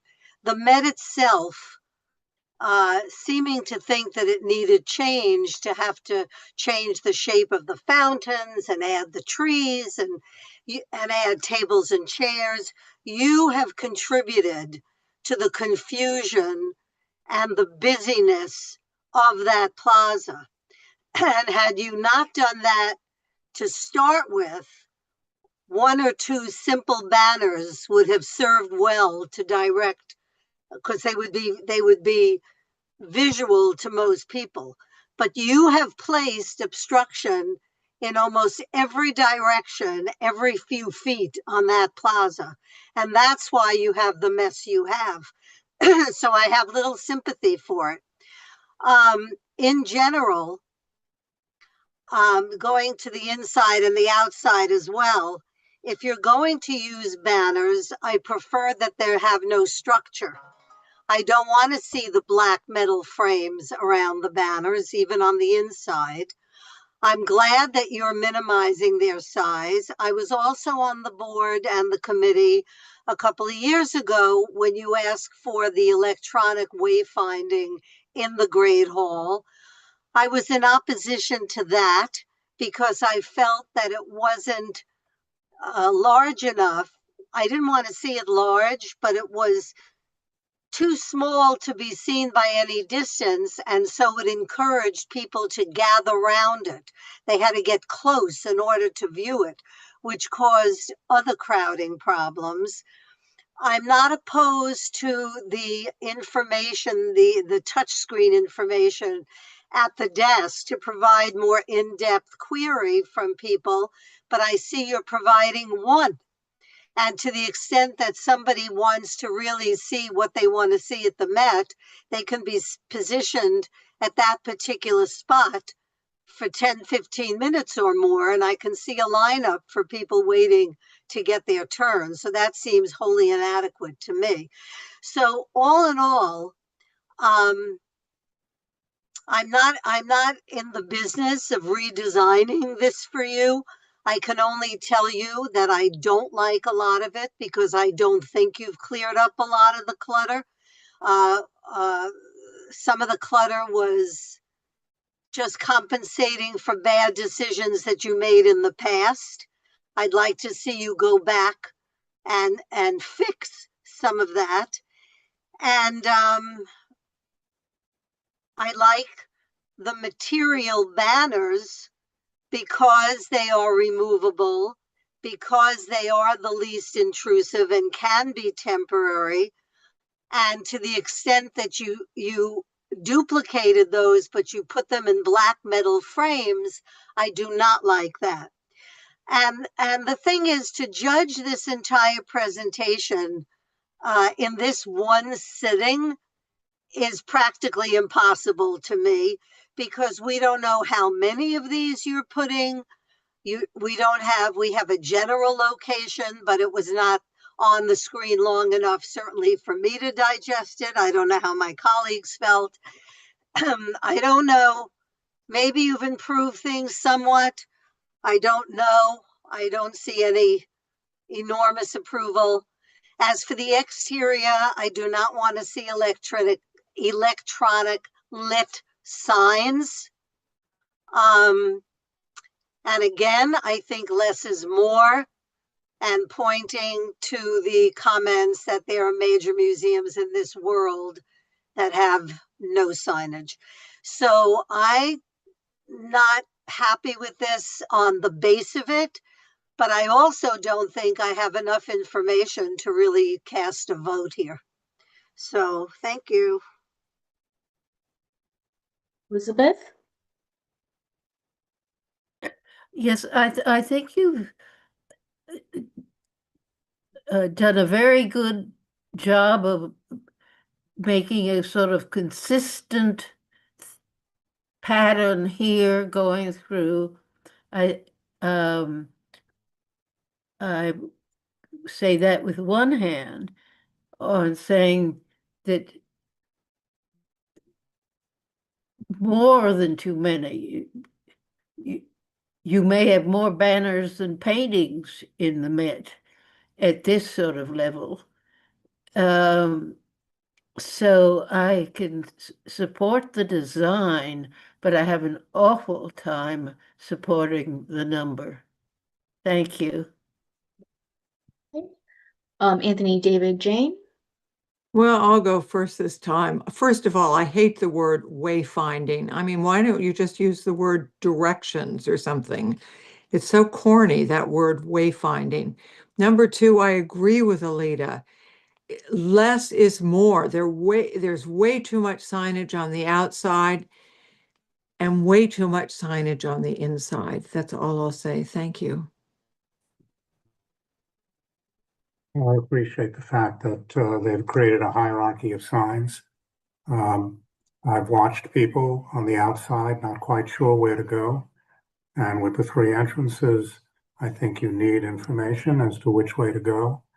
I also think that the hierarchy of signs gives people a way of looking for the kind of information that they feel they need. I think the pylons work extremely well. I think the banners are just fine. I think you probably need them as well. I'm less concerned about how many signs you showed us today than whether you have a system that's going to work well over time. And I think Brett said what you were trying to do, and I think that you've done a system that will achieve information and can be done in a way that will support. I also hate the word wayfinding, will support the way people do find their way through the Met, do find the areas that they're looking for. And I suspect that you will try to do it without cluttering. I have great faith in good professionals, and the Met has good professionals. So I'm fully in favor of what you've shown us. David, would it be possible to divide this into two parts? One, the exterior No, and number. it's up to Anthony. Oh, I'm sorry. Sorry, Anthony. No, I think we're really, to a certain extent, we're being asked here. Stop me if I'm wrong, Brett and Henry. We're being asked here to look at a system of signage rather than the absolute locations of each sign. And so I don't think we really need to divide this into two. I think it's fine as a single one. And I think that, I mean, if I'm interpreting the presentation correctly. You are. I do just want to add one layer that we're showing the maximum amount of locations we would possibly put things. So if anything, it would be less than that, but we are showing locations where these signs would go. So it is a system, but the idea is we're showing you how that system would be proliferated at like full scale everywhere. So I do want to say that we are showing signs in locations where we think they would go. We would not be then taking one of those sign types and putting it somewhere else, for example. Just Right, to, right, just to make sure right. everyone was clear, which I But think you is may, what but you may or may not, in the process of actually figuring this out, say, well, wait a minute, we don't really need this here. yeah, if we don't need something, we're not going to put it there. Right. Okay, Well, I thank you. just, Anthony, want to make one more editorial comment. I think Central Park is just way too cluttered with signs everywhere. I hate the banners that we see proliferating on every street, even ones announcing that Sotheby's is going to be opening in its new location. So I'm not sure how to vote on this application. I adore the Metropolitan Museum. I think it's so unusual in its scope, in the range of its exhibitions. So I don't want to be seen as a curmudgeon here, but I don't know what to do. Well, let me, first of all, let me second what David said with one exception. I actually have never found any, I've never found the phrase wayfinding objectionable. But I know that's just me. I think that you've done a wonderful job of organizing the signage types in a way that is in fact hierarchical.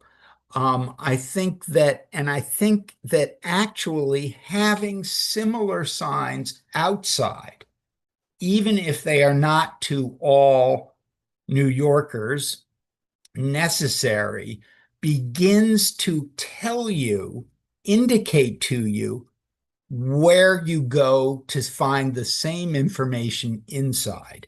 And I don't think that's inappropriate. And I think that it's actually not really adding much signage. It's outside. It's kind of cleaning it up, at least in my view.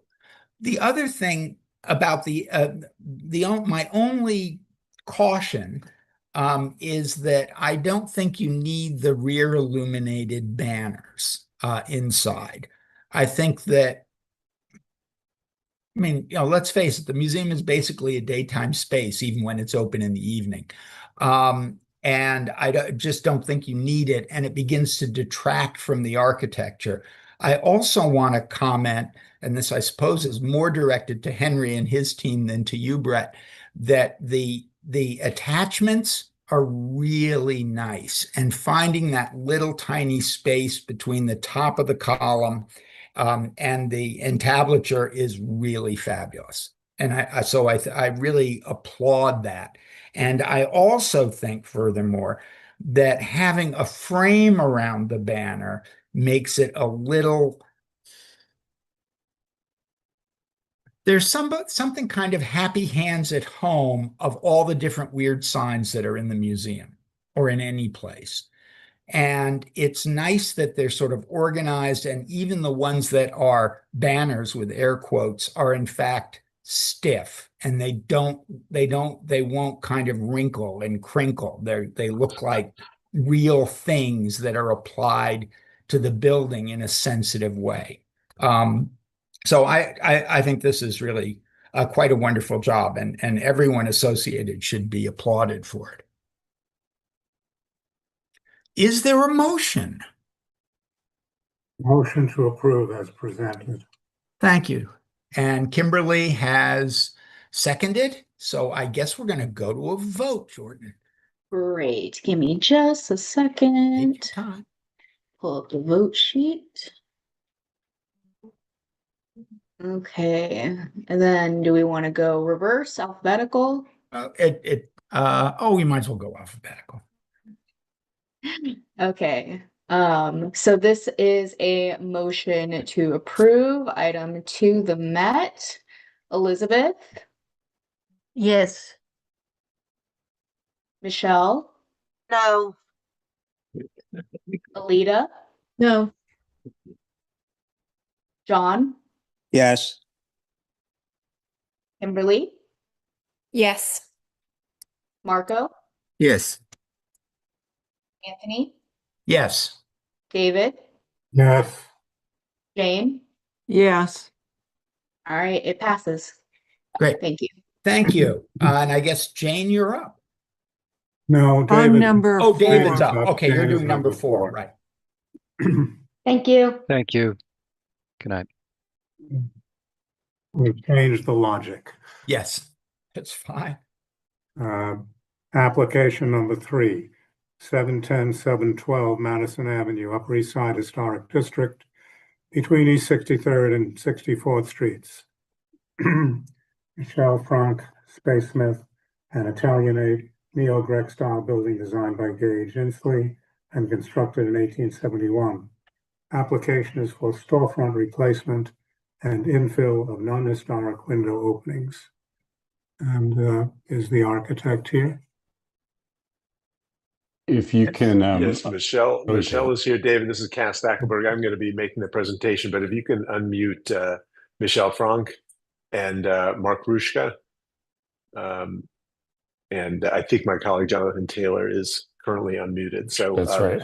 I'll just quickly do introductions and then share the presentation and get through it as quickly as I can. So good evening, everybody. Cass Stackelberg, Higgins, Quaysparth, and Partners. Nice to see you all. I'm joined tonight by the CEO of Graph USA, Mark Rushka, and Michelle Franck, who's principal at Space Smith Architects, as well as my colleague, Jonathan Taylor. As I said, I'm going to run through the presentation, and then we're all available for any questions that you may have. The overall scope that we're going to be presenting tonight is quite focused. The project addresses 710 and 712 Madison Avenue on the corner of 63rd Street in Madison in the Upper East Side Historic District. And as I said, they're really a limited area of work. We're proposing the reconstruction and redesign of the base, the two-story storefront base at these two buildings. These date to 2008 and 2009, infilling two non-original windows on the East 63rd Street side. Window replacement, and then applying a translucent film on four windows on East 63rd Street, behind which is a new stair. We're calendared for and scheduled for the public hearing at Landmarks next Tuesday, the 28th. And eager to share this with you. I'll also just add that as part of this overall scope of work, there is no impact to any remaining historic fabric. These two buildings, 710 and 712, have been modified quite a bit over time. The two buildings are part of a row of original 5 houses designed by Gage Inslee and completed in 1871. 710 in 1915 gained a 6-story penthouse, and today all have non-historic infill at the base. I think one thing notable to mention here is that Graph now owns both buildings. They've occupied the corner site since 2010. They now own that building, and just a few years ago purchased 712 as well. And I think it's important just to note that this is not a retail tenant who's coming in and signing a lease and will be here for 10 years. As owners of the building, they're eager to participate in the ownership of these two landmark buildings and to remain stewards not just of the base of the building, but of the entire building themselves. The two buildings here seen the Madison Avenue storefronts. As I mentioned, the storefront infill at 710 was approved by the commission and in 2008. And then the infill at 712 was approved in 2009. A map here showing the two buildings in a 1955 map as part of this row of 5 houses. And you can read these are 5 stories. And then this southernmost building at 710 had by 1955 had gained the 6th story. And you can see that called out here. Some overall views of the row itself. As I mentioned, 5 buildings, 710 with its 6th floor, and then the 4 buildings to the north. You can obviously see that they are part of a row by the alignments of the floors. On the upper floors, the remaining cornices at the 4 northernmost buildings. In 1915, the cornice was removed when that rooftop addition, that penthouse, was constructed. Obviously, these two buildings at 710 and 712 share a sort of common palette. They've been painted this buff light color, and even the storefront infill, although designed and built for separate tenants under different campaigns have a similar light tone with this sort of dark infill as part of the base of the building. That existing view here, and then a rendered view here showing what is basically a redesign of the 2 stories at the base, clad in a travertine. You can certainly see that there's a sort of a continuity in palette now from the base of the building to the upper floors, as well as with the infill. So whereas you have in the current condition this sort of dark metal infill, this is now going to a lighter travertine and a lighter metal, and sort of tying the base of the building into the upper floors. High quality materials, refined design, and certainly fitting within this sort of varied streetscape that one sees all up and down Madison Avenue within the historic district. Some details of the existing storefront at 710, stone cladding, inset vitrines, sort of dark metal here at the first and second floor. This is actually a double height space, but the spandrel panel is intended to sort of break that up, and then inside signage up in the sign band. On the 63rd Street side of 710, overall view here of the elevation, a similar partie of the storefronts, spandrel panels with signage, dark infill, and then the windows on the elevations above. I'll just point out this line of windows. This is the line that's a non-original set of windows. We're looking to infill this with brick and sort of finish it to match the surrounding masonry. And then it is this line of windows 1, 2, 3, 4 that we're proposing just to apply a translucent film to the back side of the windows of the glazing to obscure a stair enclosure that's being built about a foot inboard of those windows. Some details of those windows here, and then this line of windows here, which is here, these are the ones that we're proposing to infill. You can see all the windows on the elevation have these very robust enfranements. These windows were cut in at a later date, just directly into the stone with steel lintels. And so we're looking to reestablish that brick pier in this zone of the facade. Details of the storefront along 63rd Street. Again, stone piers intersected by this black sign band, vitrines, curtains on the interior. Programmatically, you'll see the proposal is quite similar to this, but a refresh of materials, a lightening of the palette, and a really an enhancement of the quality of the detailing. Some details at 712, as I mentioned, all the infill at 712, similar to 710, is non-historic. It dates to a commission approval in 2009. We know even this cornice was replaced in that time. We have the construction drawings. So all of this material that we're proposing to replace is non-historic. Looking at the evolution of these buildings again since designation. So this photograph on the far left from 1981 when the district was designated. The upper floors were painted in this sort of pinkish tone. The base of the building still had some degree of historic fabric on the lower 2 floors that then was replaced as part of the 2008 approval. This is the storefront that predated, this is the non-historic storefront that predated the existing storefront at 712. So you can see too that these buildings, particularly the base of these buildings, have been altered numerous times, not unlike many other buildings within this stretch of the district. We include this slide, and this is more for the commissioners at Landmarks than it is for you all who are quite familiar with Madison Avenue and the way that the commission regulates storefront changes. But we include this because, as you know, there's an underlying master plan that governs storefront work on Madison Avenue. This master plan was established in 2000, and the goal of it really was to aid incoming tenants to allow for quicker turnaround on permits, but to also allow a lot of flexibility to storefront design. And most of the storefronts that are approved by Landmarks are approved through this master plan at staff level. But there are occasions when tenants come along, like this case, this application before you tonight, where there are certain elements of a design that don't quite conform to the master plan. In our case, it's about changing the widths of the masonry piers and a few other modest elements. But this master plan sort of speaks to the importance of sort of variety, which in turn ensures the vibrancy of the street. And I think you can see that in these photographs, the variety of contemporary infill, large transparent storefronts, as well as others that are a bit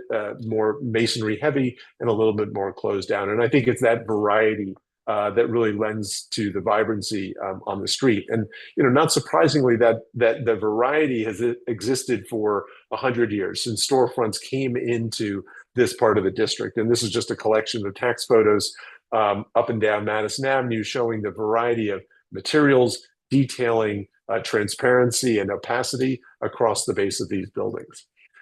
Also interesting is that similar to the case at 710 and 712 Madison, there are instances historically where buildings or storefronts were combined, and there were buildings like 677 and 679 or 933 and 935, which are independent buildings that then gained two building-wide storefronts. So this idea of what we're proposing with a storefront that has similar detailing and materiality spanning two buildings is not unusual for the district and exists as far back as the 1920s, here captured in 1940s tax photos.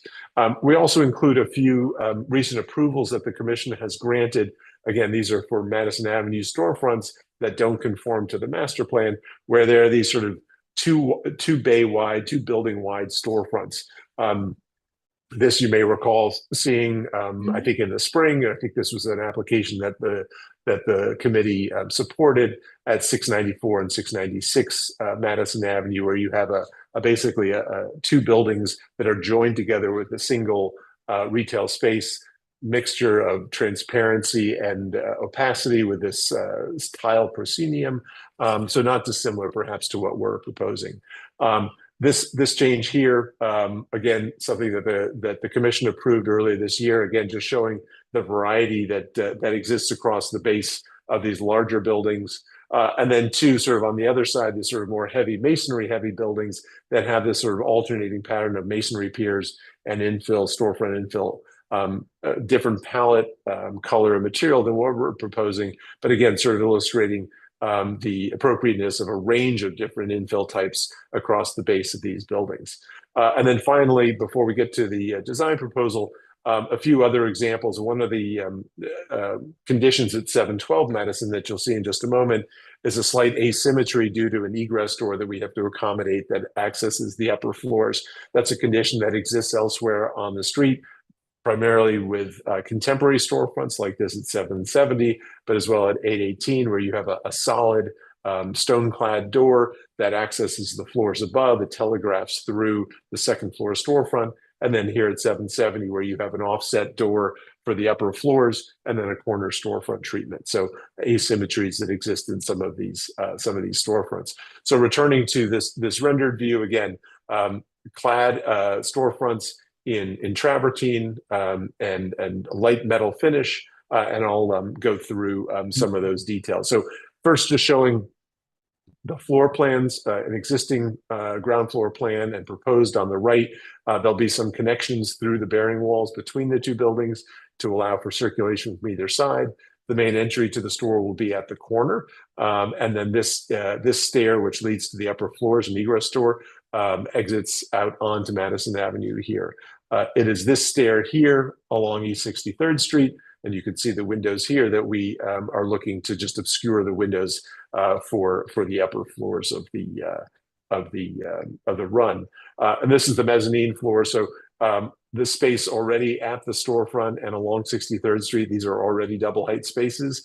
We're looking to reconfigure some of the slabs, open up a bit more for double height space, but also infill some areas in the back to create floor levels as well. An existing and proposed building elevation. On the left is the existing elevations for 710 and 712, and then the proposed elevation here.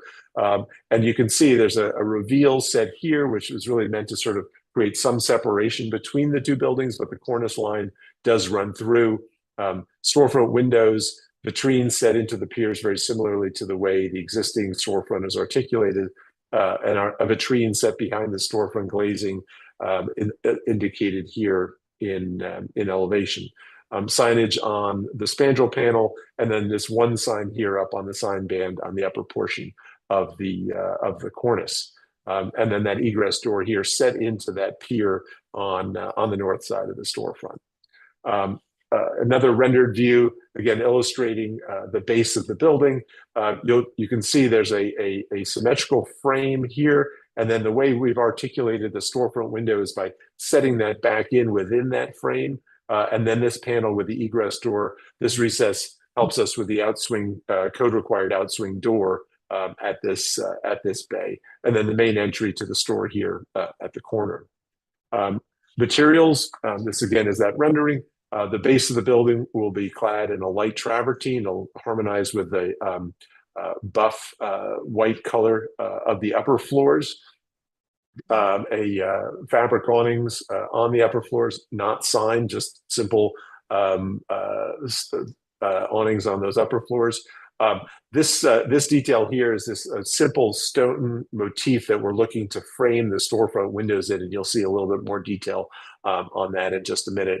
And then a metal sample, a champagne gold metal finish, which frames the storefront windows on both Madison and East 63rd Street. A detail elevation on Madison, again, the sort of paired storefront windows, signage at the spandrels, then there's one sign above the main entry on the sign band. Details for the egress door, happy to come back to that. And flipping around to the 63rd Street side, so the general organization is not changed. There are 4 storefront windows, similar to what is proposed. Proportions change a bit, slightly more vertically oriented. Again, the sort of sign band spandrel with signage there, and then one sign up at the corner. As I mentioned, this line of windows was inserted sometime in the first half of the 20th century. They are not original. They don't have that same enframement, really sort of robust bracketed enfranements. We're looking to infill those window openings and just restore this brick pier back to its original condition. And it's this line of windows here that we're proposing to apply a film onto the back of the glazing. Rendered view on East 63rd Street here on the right. Similar detailing of the storefronts, obviously, as on Madison. Metal trim around the openings, travertine across the base and across this cornice, and then painting the upper floors this light beige color. This tree without leaves in this view, but with leaves here, this is the infilled window line shown behind this tree. Detail elevation along 63rd Street. You get a sense of just the organization of the facade. And vitrines set into the windows, a lot of transparency through the upper floors, around the vitrines below on either side, similar to the treatment today. And some section drawings here. This is a section through a typical window on 63rd Street. So there'll be vitrines set behind the glass. You'll be able to see below the vitrines, above them, on either side, and then of course above this dividing spandrel. We're also proposing just hanging curtains, similar to what is there today, but this is important to allow for transparency in and out of this space. And then a section through the store entry on Madison Avenue with the recessed doors, that spandrel, and then the transparency similar to the 63rd Street side. And then a section through the window, the show window on Madison Avenue at 712, very similar to what you see on 63rd Street, with a vitrine set behind the glazing, partial width so you can see around it and into the interiors. A little bit on signage. There are two sets of signs. There are signs on the spandrel panel, similar to what is there today at every bay. These are 9 inches tall.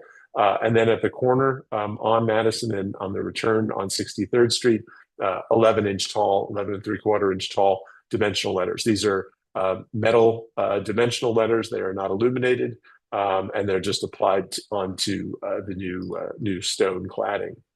Some storefront details illustrating how this all comes together. This is that sort of bead-like detail that will frame the storefront windows. I'm happy to come back to any of these sort of finer grain details if you'd like to discuss those. I'm happy to come back to those. This stair on the 63rd Street side that I mentioned, it is set within an enclosure will be constructed about 1 foot behind the lower sash of windows. So what we're looking to do is just put a grayscale translucent film on the back of these windows. These windows will be partially obscured by awnings anyway, so not sure that will be particularly noticeable. But instead of looking through the windows into a blank wall, we thought it was better to just sort of frost those windows with a reversible film. Window replacement is also proposed for the upper floors of the building. We're working with the staff on the details of this. Window replacement across the main body of the building. These would be metal windows. Those meet the rules, but because the upper floor penthouse windows are a multi-light window, and we are doing those not in wood but in metal, that element does require commission approval. So we're showing this actually as part of the overall presentation scope, and then some details just illustrating these windows. These are very similar in detail to what one would see in a wood window. There are no remaining wood windows, so we don't compare existing to proposed because all the existing windows have been replaced. But I will point out that we are proposing with these metal windows a wood brick mold, which does match the historic brick molds that one could find under the panning of aluminum replacement windows. So this will have an articulation and a feel very similar to a wood window with that brick mold trim, which you can see here in vertical section, and then here in plan section here and here. And then this is a photo of a very weathered brick mold that you can see in one of the upper floor windows on the Madison Avenue side. There's one other element where the staff has not confirmed that this can be handled at staff level, so I'm sharing with you. It's the removal of these louvers and the just infilling of those bays with brick. This is partially visible on East 63rd Street, and what I'll say is we're able to get rid of these louvers, all the exterior piping, because we're basically rationalizing the mechanical system onto the roof, step back. You can't see the mechanical equipment. You're going to get rid of the louvers, the refrigerant lines, and it's going to be a much more sort of compact system up on the roof, in large part because these buildings are being combined under single ownership. So finally, just returning to this final rendering, I think in overall, we hope you agree, it's actually an improvement. It lightens up the base of this building. There's a great connectivity now from the base to the upper floors. But I think also looking at the streetscape, the way Madison Avenue really so sort of depends on these storefronts to bring it vitality and life. This new design, I think, is both an enhancement for the building, but also for the overall streetscape of the district. And with that, we'd be happy to take any questions you might have. Morgan, do you see anybody from the public? I don't see any members of the public. If you have any questions on this application, please click the react icon at the bottom of your screen and click raise hand. If not, I'm not seeing any. Okay, so let's go in reverse order. Okay, great. Okay, and then Marco. Oh, thank you. I think the proposal is fine. This commercial space has a good connectivity with the streetscape. I think that is the major issue, maintain consistency in the whole base of the building. The windows that you remove, I think makes a lot of sense, and I support that. And then you use some light controls on the stairs. I think it's fine too. So pretty much the project, I think, is reasonable and sensible. And I will approve. I will recommend the approval of this application. Thank you. Next, Kimberly. Hi, thank you for the presentation. It's always reassuring, Cass, when you show up because we know that there's going to be limited shenanigans, I think, with these presentations. I'm going to echo something that Marco said with the treatment of the glass. I think the changes that you're making to these windows make sense, and it seems like less glass overall to me, which always goes down well with this committee. I think I can live with this. Thanks so much. Okay, next is John. Oops, John? Yeah, I have no criticism. I think it looks fine. Thank you. Perfect. Next is Alita. Thank you. Thank you for your presentation. Well, when you look at the stones in the window displays, it's hard to see anything else. I think this is a vast improvement and I like it. So I'll vote yes. Thank you. Thank you. Michelle? Thanks. Yeah, I think it looks good. And I will support it. I just have a quick question. On the side street, the windows that you are putting a film over in order to block view of the interior staircase, does that Yes. staircase exist now? Is it, or are you just putting a new one in?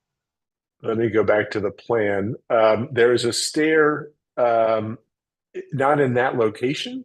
There's a stair back, sort of back in this zone. I don't know if you can see it, but there's not it's in the general location, but not exactly in that location.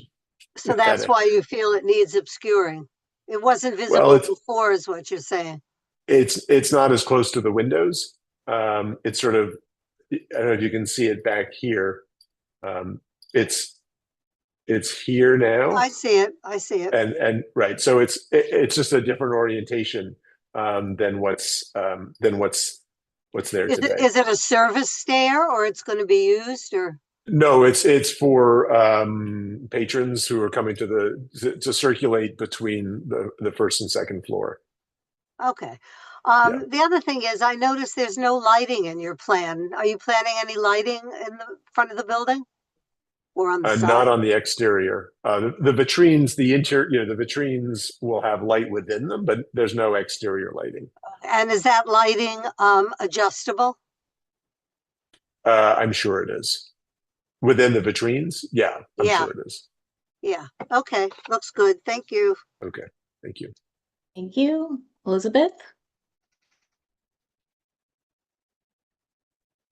Yes, I think it's an excellent proposal.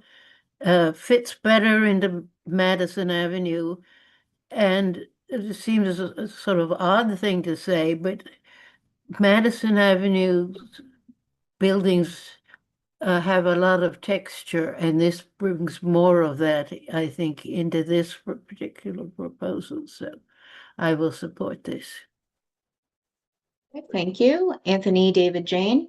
I'll go first. Diamonds are a girl's best friend. I will support. I would hate to repeat everything Cass said, so I will support this very good design. Yes, and I can't but concur. I think it's really nice. Great. Thank you all.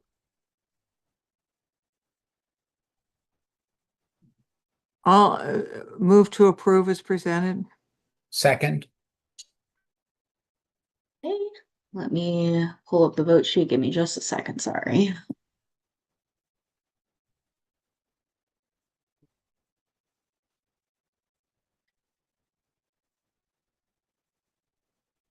All right, this is for item 3710-712 Madison Ave. This is for an approval. Oops. Okay. Elizabeth? Yes. Michelle? Yes. Alita? Yes. John? Yes. Kimberly? Yes. Marco? Yes. Anthony? Yes. David? Yes. Jane? Yes. It passes unanimous. Thank you. So we're going to move right along to item number 4, which is 985 Fifth Avenue, the Metropolitan Museum Historic District. Application is for demolition of an existing building and construction of a new building. I'm sure the applicant is here, but before we start, I do have a copy of the resolution the board and the Landmarks Committee passed a couple of years ago in July 2023. the building was so extraordinarily beautiful as presented to us, the Sofield application. I'm hoping that they will give us a very explicit explanation of the difference between that proposal and the current application. So with that, we can start. Okay, good evening, everyone. Ward Dennis with Higgins Quays Barth and Partners. I'm joined by Elliot Spitzer, Spitzer Enterprises, Bill Sofield of Studio Sofield, David Karnofsky of Fried Frank, and Jonathan Taylor from my office. Jane, to your comment, it is as beautiful and more beautiful than before. Still designed by Bill Sofield with some revisions. So can you go to the next, please, Zach? So this is the existing building on the site on the right. We're on the east side of Fifth Avenue between 79th and 80th Street. 985 was constructed in 1970, designed by Wexel and Schumenti. As you noted, Jane, we were here in 2023, sorry. And in July of 2023, LPC did approve the demolition of this building and the construction of a new 19-story building in its place. Can you go next, please?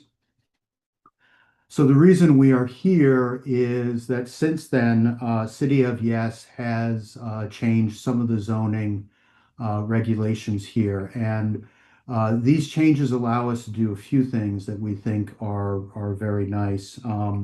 One of them is it allows us to better align the base of the building at the street wall with our neighbor to the north. The second is it does allow us to add one story to the building. But more importantly, the height, the easing of the height restrictions at the top allows us to better sculpt the top of the building and make the overall crown of the building much more symmetrical. And we think that is a very helpful thing to the design. With these changes, we will also be paying into an affordable housing fund. So there is an affordable housing benefit to this as well. Next, please. So on the left is the existing building, which has already been approved to be demolished. In the center is what was approved by Landmarks and what you supported back in 2023. And then on the right is the proposed. And I'm going to ask David Karnofsky, if he is unmuted, to step in on the next slide and explain the changes from City of Yes, because this is a relatively new thing. So David, please. Yeah, I'm David Karnofsky from Fried Frank. We're zoning counsel to the project. As Ward said, there have been several amendments to the underlying zoning for the site under the City of Yes housing opportunity zoning text, which took effect in December 2024. I'm going to briefly touch on what those changes are so you can understand how they're incorporated and reflected in the building. There are three changes to the zoning regulations that are particularly relevant. First, the Park Improvement District regulations, which govern the site, were amended under City of Yes to allow for an increase from 10 FAR to up to 12 FAR where qualifying affordable housing is provided either on-site or at an off-site location. Here, the applicant has increased the floor area in the building through the use of an inclusionary housing certificate noted by Ward before by a relatively small amount of 12,500 square feet. Second, the regulations provide that in these circumstances, the maximum height of the building, not including the bulkhead, can be up to 235 feet. Prior to City of Yes, the maximum building height was 210 feet, again, not including the bulkhead. The third change is that the regulations provide that for the first 75 feet of the building, the rear yard may have a depth of 20 feet rather than 30 feet. So the overall result is that the building has an additional story, a 20th story, and a change in the overall building height from 209 feet to 235 feet. That height increase is a reflection of the added story as well as small increases in the floor to ceiling height of various floors. And in addition, the additional floor area is also found in the areas that were previously part of the rear yard. So that is the way in which the regulations have changed and the way in which the building incorporates those changes. And I'll leave to others the more detailed description of the design and architecture. Thank you, David. Can you go next slide, please? Just very quickly, David did mention that there is a reduction in the rear yard requirement at the lower level. So you can see that here in the plan, the 20-foot rear yard that we're providing on the right. Next, please. So we did look at buildings along Fifth Avenue within the Metropolitan Museum Historic District. There are many historic buildings, particularly apartment buildings, particularly from the 20s and 30s, that do have these very ornate and robust crowns at the top, very often concealing, or not concealing, but very often containing penthouses and concealing mechanical equipment such as we're doing here. And even Philip Johnson at 1001 Fifth Avenue sort of riffed on that idea with his design for that building. Next, please.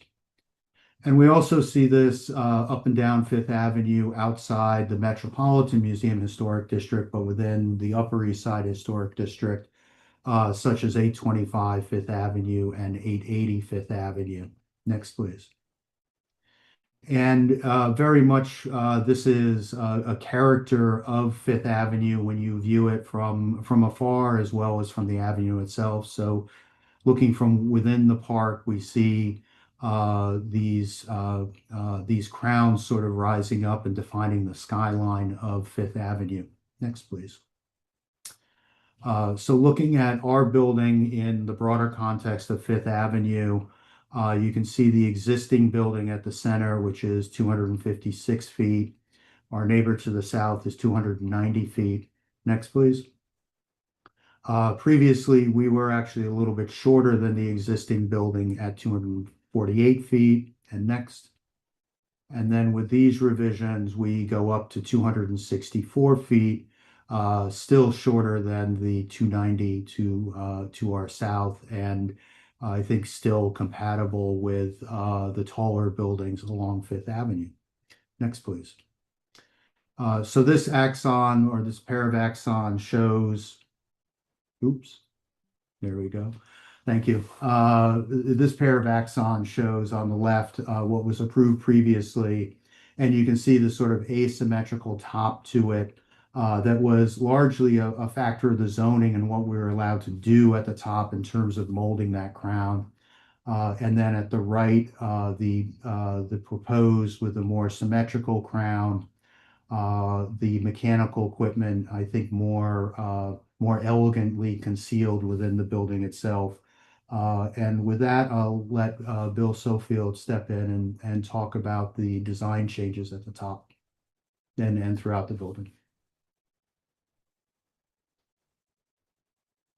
There we go. If you could go back one, Zach, just to the massing, and can you see my hand or no? Yes.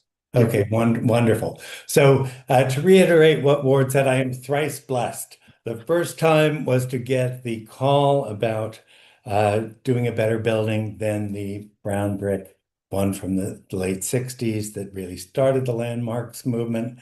The second was to see that this was so well received, and City of Yes and the as of right rezoning gave me the opportunity, and I try to be very self-critical to really what I thought were, if there were any shortcomings, it really had to do from the east side and the north side going down Fifth Avenue. So I hope you think this is an improvement. I'm very, very pleased that we were able to massage this. Next slide, Zach. Again, just a reminder of the materials. It is Indiana limestone, a darker shade of the same material because we pick and choose, and then an intermediate brick that tries to mitigate the brown brick of the 980 and then the the limestone, the darker shade of limestone. Next. Again, the previous approved, showing the original approved building. The next one is what I think is a little bit better in terms of centralizing the mast, de-emphasizing the elevator core, which had a bit of a Notre Dame kind of tower to the right, which was again kind of that was the result of the zoning, and to pay a little bit more homage to the Emery Roth building at 993. Also, now at its height, it starts to play more into the Carlisle, and that's another building I've worked on and a favorite of mine. So even though it's not entirely within the purview of this committee, a lot of people are going to see this from Madison Avenue and the other side other than Park, and we try to really address that. Next, Zach. So again, showing the previous with the rather asymmetrical tower, and now being able to centralize that mass and to create a bit of more space between our neighbor to the south. The other thing, you'll see it better up close. Actually, no, that's fine. The opportunity to make this alignment now. Actually, why don't you go to the previous slide, Zach? Showing here, we were able to carry these cornice lines through in a way that we weren't able to before. Next. Next. Right, and this view straight on, again, showing the centralized mass here and a little bit better relationship to the building to our south. Really showing the alignments now of these cornice lines. Again, by incrementally being able to raise it, you have to tease the dimensions floor to floor. That's what allowed that. And I just think when you look down the avenue or up the avenue, having those alignments is really, really important. Next. The south facade. So Paul Goldberger had done an essay mentioning the building, and he said that a very witty gesture was silhouetting on the south side the former Brokaw mansions. And as you know, that's what started the landmarks preservation movement, the demolition of these. So he had seen an earlier drawing and not one that we presented for approval.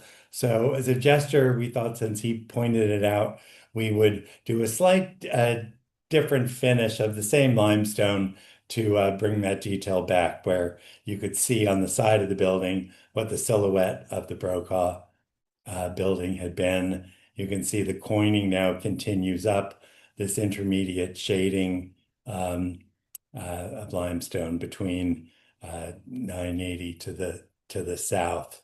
And again, I think this shows you the alignment of the cornices. Next. So here's where we really get to experience a difference. The former building here, it did have the exposed flues here, now blocking more of 980 with this bulkhead. And I'll show you the details on it, which are more than just a mechanical screen. Now, they had it very easy in the old days. All they had to do was conceal a water tower.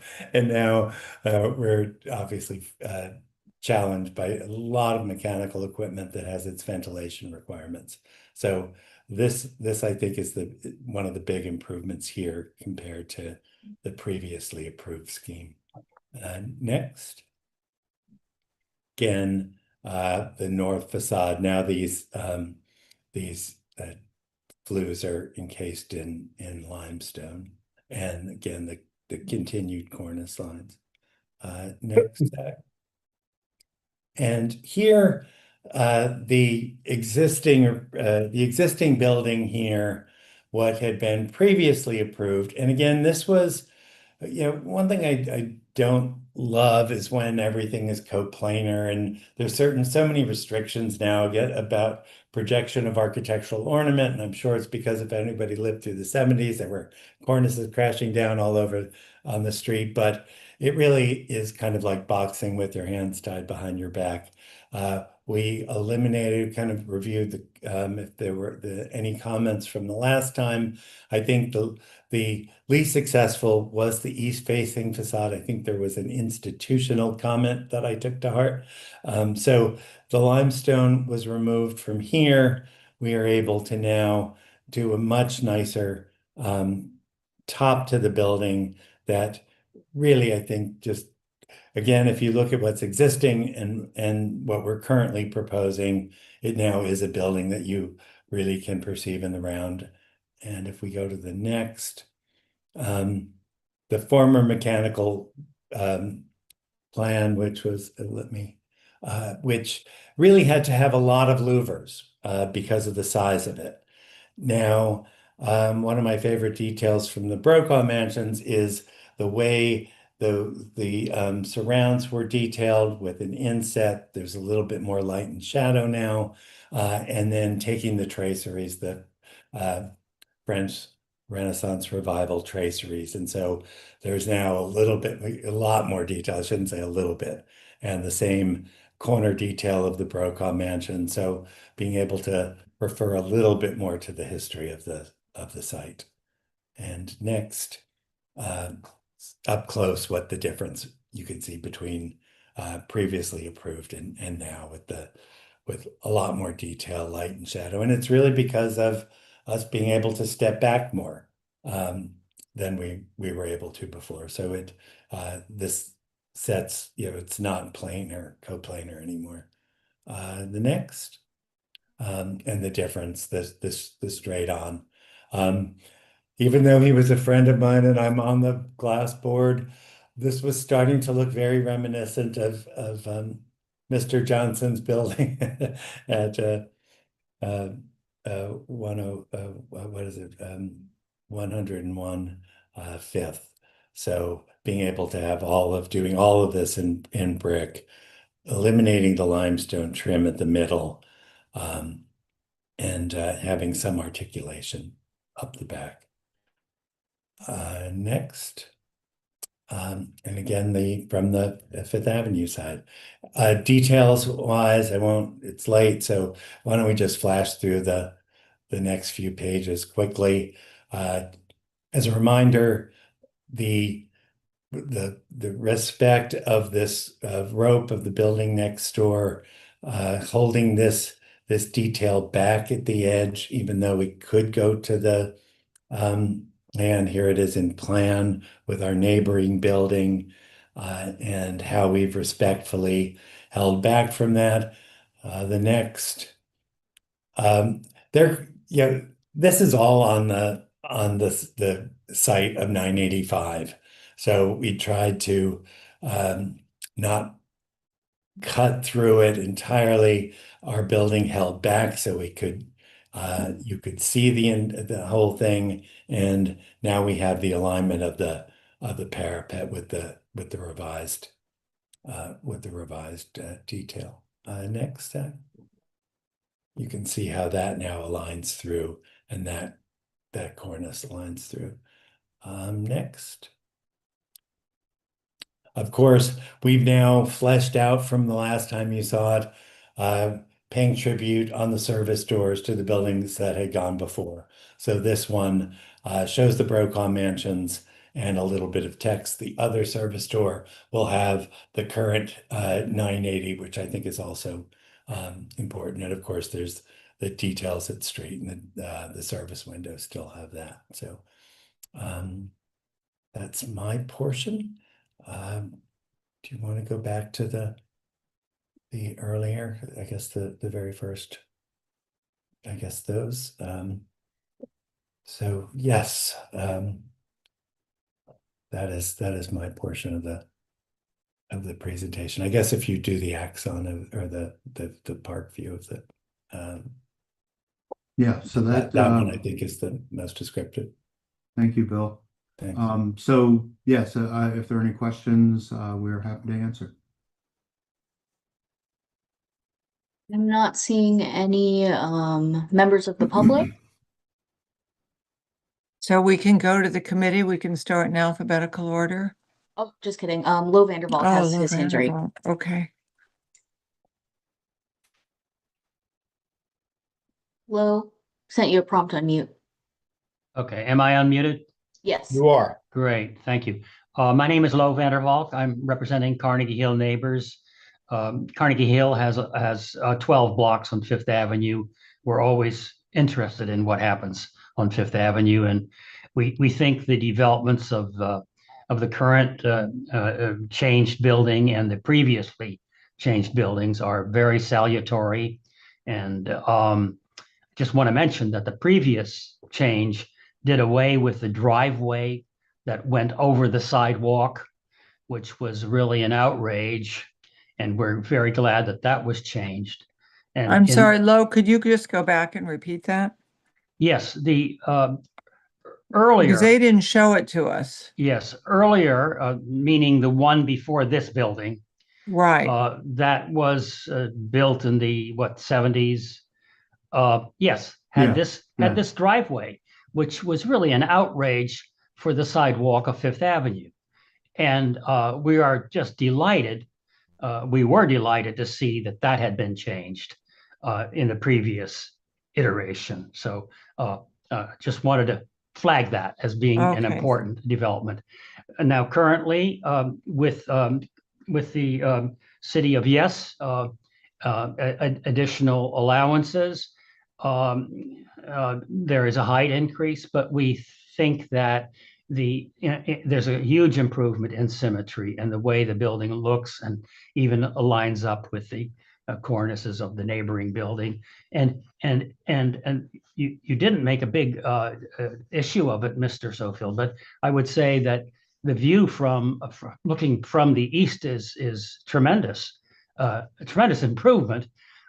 Even though that's not the major objective, we understand. Yes, and so all in all, this is a further improvement of the building that was before.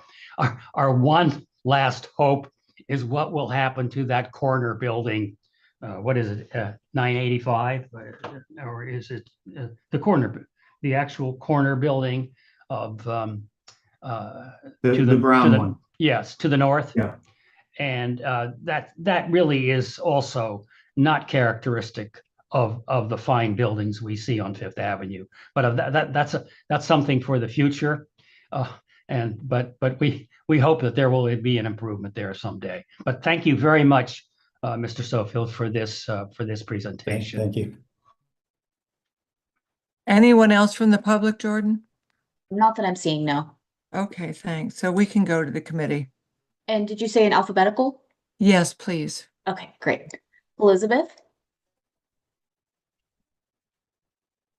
Yes, I think it's a great improvement. It's more symmetrical, fits better in with the better buildings on Fifth Avenue. I think they've done a very good job here, and the texture is good, and I will support this. Thank you. Alita? Thank you. Well, to me, this is just because you can doesn't mean you should. I cannot believe that this is what the City of Yes intended, was to provide a way for wealthy developers to build more apartments for wealthier people at the expense of people in the neighborhood. If you look at those images, and this is not about the architecture. I don't know enough really to comment. It's just too massive at the top. It's huge when you look at it from the park, just looking at these two things. Even though I like the louvers or whatever those things are at the top that you see from the east, I think they're beautifully done. It's too much at the top, and I cannot support the massiveness that this contributes. It feels oppressive. Buildings are just getting bigger and more massive. The Carlisle has setbacks. The Carlisle is delicate. The Carlisle has streetscape of the entranceway and of the stores along Madison Avenue that contribute to a feeling of lightness. To me, this is not like the Carlisle. It's even overshadowing that massive, more modern building just to the south of it next door. It's just, it's too much. I'm sorry. I know you worked really hard and you're proud of the details, and the cornice matching I think is fantastic, but overall it's just, for me, it's just too much for the neighborhood. So I cannot support this, but thank you. And thank you for your presentation. It's clear how much you love the building and the work and the detail. And I can't disagree with you on a lot of that, but just the overall nature of it is, for me, again, it's just too massive at the top. Thank you. You, and so sorry, I accidentally skipped over Michelle. So Michelle? Yeah, thank you. With all that I can say about the city of Yes, very little of it good. This is not the worst thing that's come out of it, and I can support it. Great, thank you. And next is John. I think I'd agree with Michelle. Oh, sorry. 1 second, John. Accidentally clicked on the mute button. Okay, should So be good. I was going to say I agree with what Michelle just said. Good. All right, the next is Kimberly. Hi, thank you so much for the presentation. I hear Alita's points, because especially looking at it from this angle, I feel like this angle tells a very different story than it did from the east. So I'm very anxious. I always say this, but I'm anxious to hear what our co-chairs have to say about this application. I did, however, I found it delightful, that detail. I believe it's looking at the building from the southwest. If I understood correctly, that shadow on the proposed is the outline of the Brokaw Mansion. Is that correct? Yes, it is. It's the silhouette of what had been demolished on the site. Which to me is significant because, that's what started the landmarks preservation movement. So I think it's what we were putting on the door, the cast relief of the doors as well. I can't, and maybe, this committee is full of people with great memories. I can't remember a different application that has done something similar, so I thought this was clever, but I'm still going to listen to how my colleagues react to the overall height and depth of the building. But thank you for your presentation. Thank you. Marco? Thank you. May I ask a question to Mr. Spilzer, Honorable Spilzer?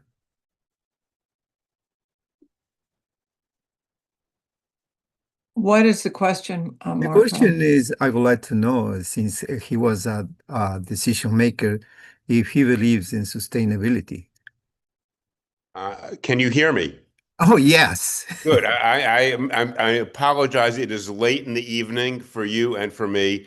Thank you for the question. And do I believe in sustainability?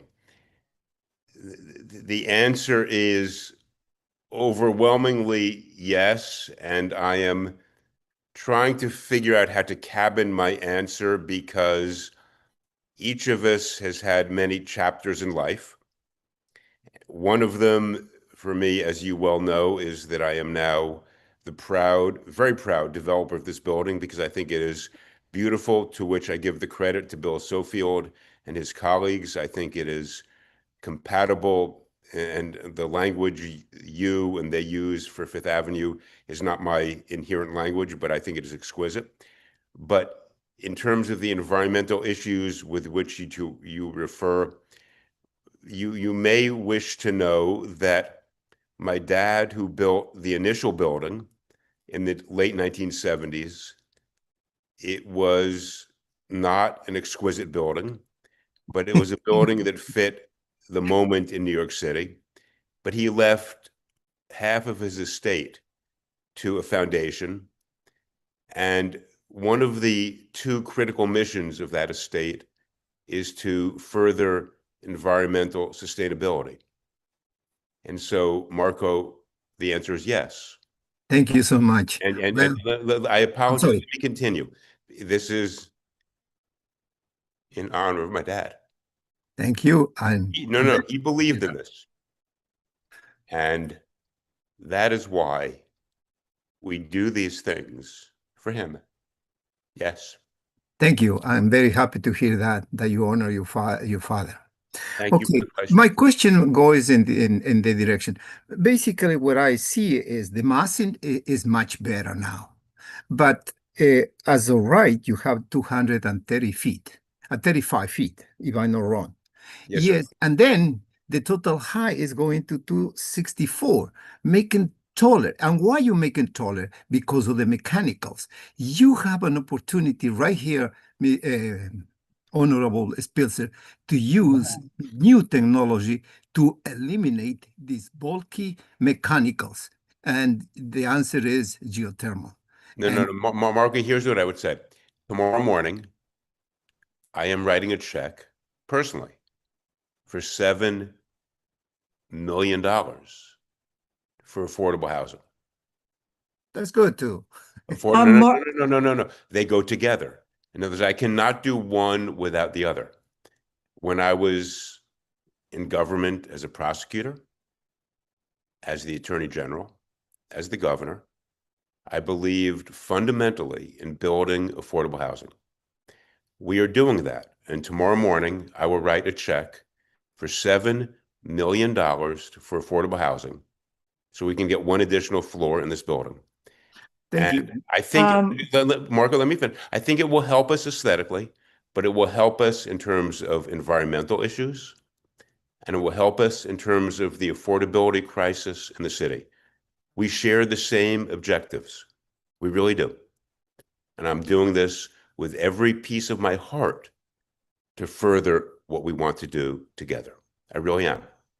Thank you. And I think I'm going to support, but I'm still persistent that you have a choice to make a sustainable building, and you are not. And you the height of the building. We're here for context and appropriateness, Marcos. I think I'm talking about the height of the building. Thank you. Thank you. Marco, let's have coffee. I will persuade you. I promise. Thank you. I look forward to it. I really do.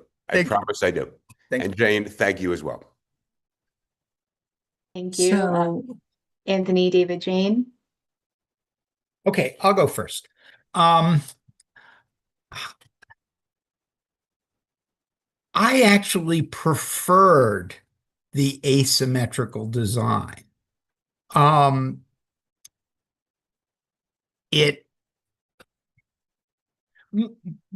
of the things that I think about, especially when I walk around and look up at the tops of buildings, which we don't always do, is that there is a certain quality that the asymmetrical tops of these buildings from the teens, 20s, and 30s, that the asymmetrical tops begin to give us a kind of, they have a kind of mysterious quality. What's going on up there? Why isn't it symmetrical?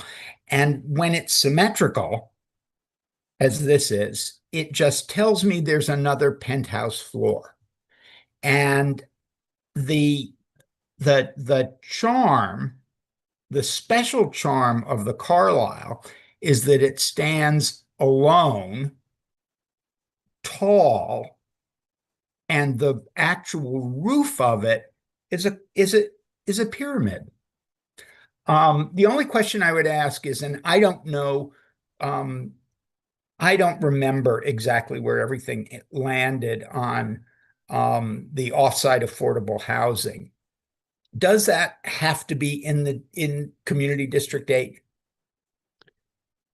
I don't know if you can hear. I hear you. I hear you. It's the same standard that was used under the old inclusionary housing program in the district or within half a mile radius. Okay. But at any rate, I understand the urge to try and make the building more symmetrical. And I think most of the details, and there are many of them, and maybe more than there have to be, are are beautiful and thoughtful and delightful. I am concerned that the building just got taller and without, ironically, to my eye, better.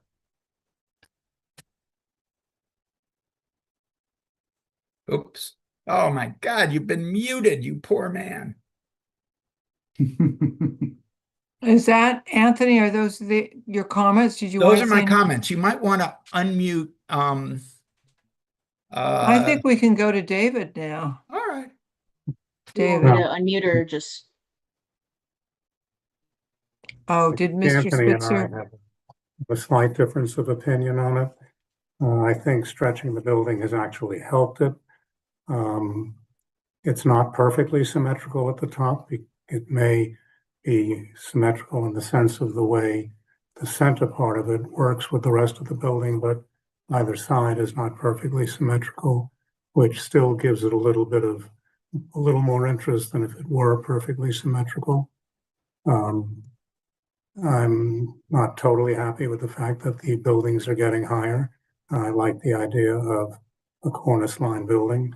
On the other hand, I think Bill has done a good job tying the building together as you look north with the other buildings in terms of the cornice line relationships. And I think that the top is representative of other buildings that have interesting tops that also extend those buildings skyward. So I believe on balance, it's well done. I have a general comment. I think that the city of Yes was made for buildings for affordable and also made for buildings of affordable. And this building takes advantage of the city of Yes, and yet, as Mr. Spitzer points out, there's going to be a real benefit for affordable housing at the same time. And I think that we often approach these projects not thinking about the total context of the city of Yes. So I think this building is a big improvement. I think it takes advantage of the city of Yes, and I think that's all to the better. So that's my comment, Jane. Well, it seems like we're probably going to get a very positive vote on this. I, of course, voted against the city of Yes, my little voice at our community board meeting. It's shocking to me how many applications we're now seeing that are taking, these developers are taking advantage of the city of Yes, the zoning bonuses, the height. The Extel building at 60th and Madison is another egregious example of that. However, Bill Sofield's buildings are so beautiful that in this case, I don't mind that I'm being taken advantage of as a little citizen on the lowest rung of the ladder. I love the fact that we're getting that shadowing for the Brokaw building, that the little dog, what is it? The dog bar is being kept, the little squirrel, the history of the Brokaw building embossed onto that service door. So, and the symmetry. So I think we should be grateful that we're getting such a beautiful building when so many banal buildings are going up all around us. Thank you. Does somebody want to introduce a resolution, Marco? Second, do we Yeah, have a I'd like to seconder? make a motion to approve. Second from Kimberly. So I think we can go to a vote.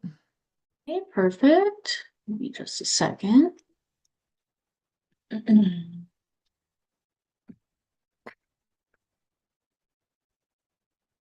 Okay. So this is item 3, 985 Fifth Ave. This is a motion to approve. Elizabeth, Yes. Michelle, Yes. Alita, No. John, Yes. Kimberly, Yes. Marco, Yes. Anthony, No. David, Yeah. Jane. Yes. All right, it passes. Thank you. Excuse me, Jordan, did I mishear? Did you call it item 3 or did I just mishear? It's item I item 4. believe I did call it item 3. I'm It's sorry, you're right. item It's item 4. I 4. just wanted Yeah. to make sure. Okay. Thank We you. don't want to repeat it. I just want to make Thank you one all very last much. comment here about the city of Yes. It was such a boon for all these developers. Irrelevant at the moment, Jane. I Let's hear move you. on. Thank you. Let's move on. Okay, Thank you all. Have a good item evening. number Thank you 5. very much. Have a lovely evening. Thank you. Item number 5, 75 East 77th Street in the Upper East Side Historic District. And it is a Renaissance Revival, neo-Renaissance style building designed by Alexander M. Welch and constructed in 1898. Application is for enlarging existing windows in non-historic third floor front facade on 77th Street. And is someone from the architect here? Yes. Yes, it's me, Jane Sachs, and Edgar Schnarr from HS2 Architecture. Okay, wonderful. So Edgar's going to put the proposal up.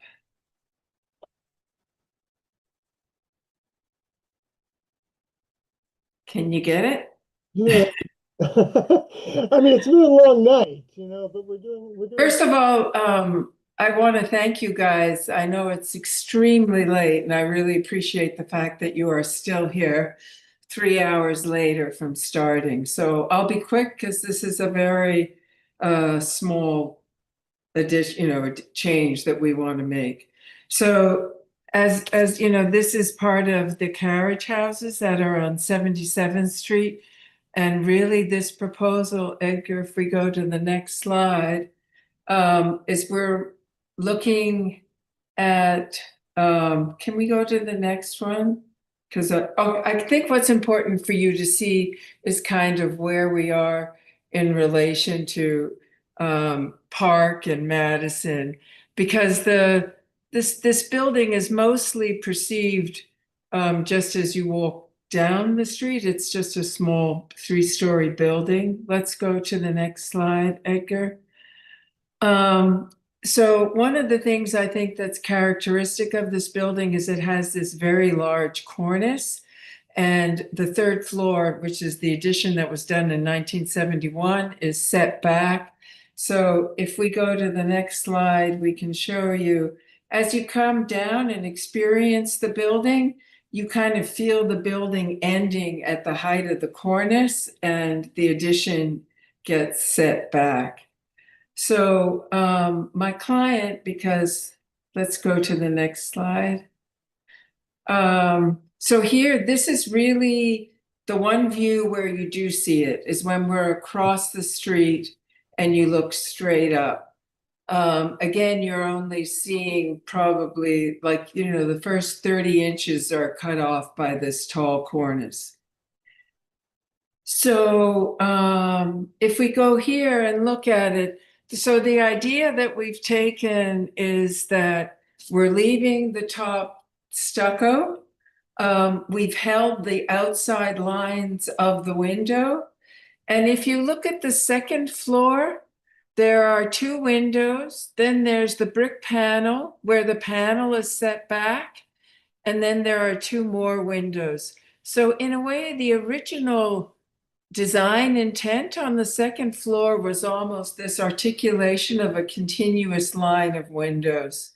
So we took that language and brought it up onto the third floor. And what we have done, because the windows have to start so high off the floor, we made the windows taller and wider in the room. And we took this language of the continuous windows and kind of made it more like a studio window. And the intent here, as the material on the top is stucco and not at all related to the brick facade, but in tone it picks up the limestone. We're proposing that the windows are metal casement windows, again, different from what is on the original, and will kind of all sink back. So if we go to the next slide, Edgar. Well, here it's just in elevation. Can we go to the next slide? So in this one, in this section, you see in section 1, we've looked to raise it up because you can see that I'm 3'9" off the floor, so we've made the window taller. Can we go to the next slide? And then what you're seeing here, what we've done is we've put in these casements, and then we're going to do a spandrel panel and a shadow box where the wall dies into the facade, so we can have the whole fenestration read continuous, similar to the second floor. And then the next slide. These are just window details, which I'm happy to go back to if you need.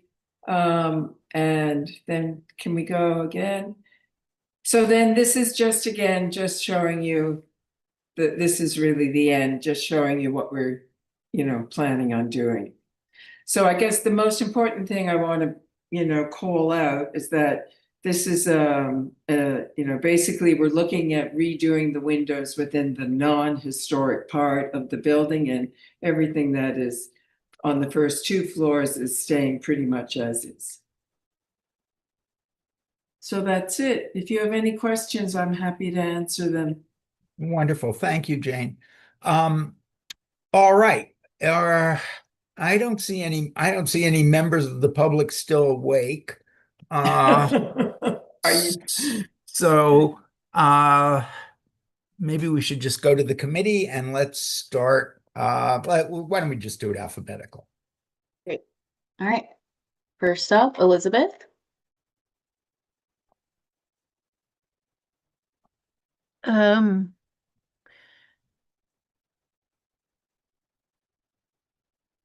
I regret that it's there. But since it is, I think I could live with the change. Okay. Next, Michelle. Yes,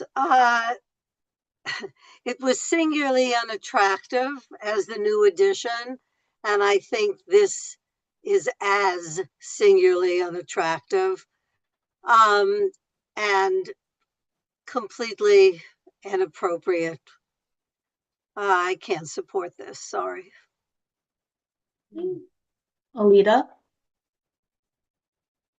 Thank you. I can't support it either. I thank you for your brief presentation, but to the point, and it covered everything. I did have a question. You said everything below the top floor is staying mostly intact. Are you changing? Did I miss something? Are you changing? No, we're not. Okay. Thank you.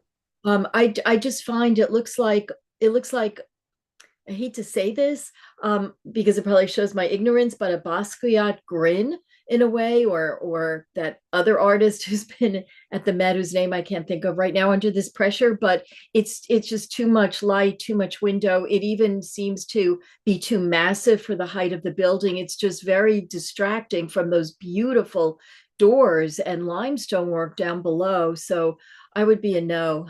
Thank you. I think John McClement had dropped off, so we will go to Kimberly.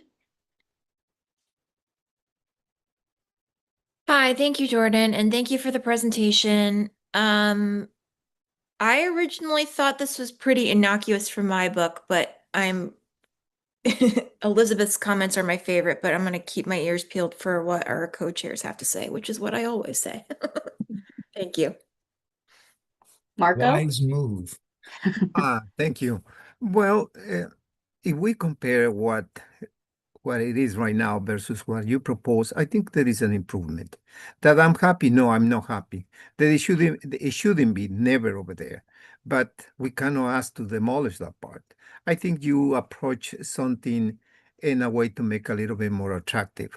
But at the same time, you can see it, the colors and the setback clearly shows that is maybe it's another building, but not part of this building. I will support this application. Thank you. Thank you. Okay, Anthony, David, Jane. Jane? I'm waiting for you, Anthony, No. or for David. All right, David, go ahead. I guess it's my turn to jump in. I think the idea of a studio on top of a carriage house is much more appropriate than just a blocky uh, additional floor. And I think that it's certainly more elegant than what was there previously. So I will definitely support this solution. Well, I'll go next. I agree with David that it's better than what was there before. It's not perfect, but I will support the application. I don't know. And part of why I don't know is that I wish you, Jane, and your firm could have, well, I wish you had been more bold in what you are doing. I feel as though this is the kind of absolute minimum you can do to improve what's there. And I don't know, I don't know, because I obviously haven't thought about this for more than a few minutes, a few hours, I guess. I don't know what it would be or should be, but it feels to me as though you are kind of missing an opportunity to do something that would be bold and appropriate, and to find a way to make this rooftop addition more of a piece with the existing building. It I guess in working with the staff, it was pretty clear that they, that they wanted it set back and wanted it different. In a way, I know, but the Landmark staff is not the be all and end all. And sometimes you have to say, no, you guys don't get it. No, I think also, my client, was actually interested in maybe that it might become masonry. And I can discuss that he's open to that. And that we could even do like a light brick masonry to keep the color distinction and have it as a masonry. I don't know. In the end, it's still just a very minimal box on top of this No, beautiful actually, building. I'm sort of suggesting the possibility that, and I know it's really late, I'm suggesting the possibility that you think about this as a bolder move than just decorating that box. But anyway, okay, do we have, thank you, though, it was you were mercifully brief. Do we have a motion? Michelle? I'd like to move to disapprove. Okay. Is there a second? Oh, Okay. Okay. So let's vote. Can I just say one thing? Well, there was no second on it, was there? No. Oh, Marco seconded it? Oh, okay. I'm sorry. I missed that. I was going to just say, especially when we have an applicant, and I appreciate it, who seems willing to go back and rethink this a little bit. I think it would be good for the community, for the committee to take advantage of that. And I appreciate Jane's comments to that effect. So, yeah. The other possibility, and I don't know, is a withdrawal rather than a disapproval, but I don't know how the architect feels about that. No. The main thing for my clients is very important. These are bedrooms behind them and they want the light, and that's really what it's about. Okay. And the windows currently are asymmetrical in the room, so we're trying to give them more light and make them symmetrical in the room. So no. So motion to disapprove was seconded by Marco. Thank you for the clarification.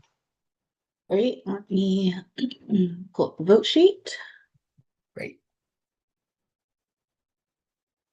Okay, and this is item 5. Thank you.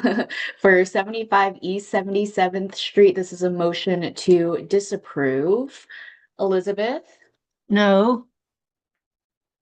Michelle, Yes. Alita, Yes. Kimberly, No. Marco, Stay.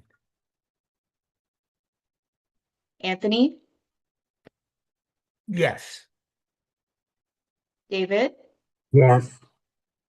Jane. No, this is the disapproval on the no. Oh, you're a no. Okay. Jane, No. one, two, three, four. I don't believe that passes.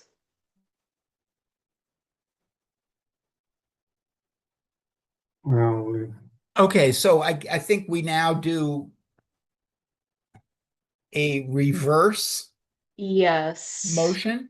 Okay, so if we do the reverse motion, is anyone going to change their votes? So it passed. So if we do So that, then it will pass. Yeah, it passed. yeah, then it will pass. So Okay, this is that's now fine. turned into a motion to approve. Approve, So and it passes for 1, 2, 3, 4. 4, 3. and Actually, no, 1. it doesn't, because the one abstention makes it equal. Oh, let's see. So we have no opinion No, unless no, no. someone- I'm gonna change my vote. I'm gonna vote yes. Okay. Yes, Okay. to approve, Marco? Yes. Okay, fine. So the motion is approved. 5-3. And all these no's will become yeses when I send you guys the vote sheet. Yes, and all the yeses will become And all the yeses will become no's. right. Can I just ask a question? Will the disapproval be in the minutes? Yes, it should. I mean, do you Yes. include that? Yeah. Yeah, okay. All right, so it got approved. Thank you. Thank you. And thank you, Jane. Thank you. Is there any old business? Oh, Jane. Motion to adjourn. Marco, thank you. You didn't want to hear anything I'm from sorry. me. I'm Okay. sorry. I withdraw that. No, No, it's go ahead, okay, Jane. Marco. there's no I new just wanted business. to, I know it's not germane, but the city of Yes has just been a boondoggle for developers, and Yeah, they but must have Jane, known it it isn't all germane along. at this moment, Okay. and it's late, and I But Jane, think we all Okay. appreciate we've that all and agree we've with all that had an sentiment, I think. opportunity to weigh in on the city of Yes, some of us more extensively than others, and I think we ought to say goodnight. Can we Okay. get a motion to, Yes, we had a motion to adjourn from Marco. Second, Michelle seconds, and so I think we can all say night. good night and see you all Wednesday. thank you, good night. Good night, everyone. Thank you.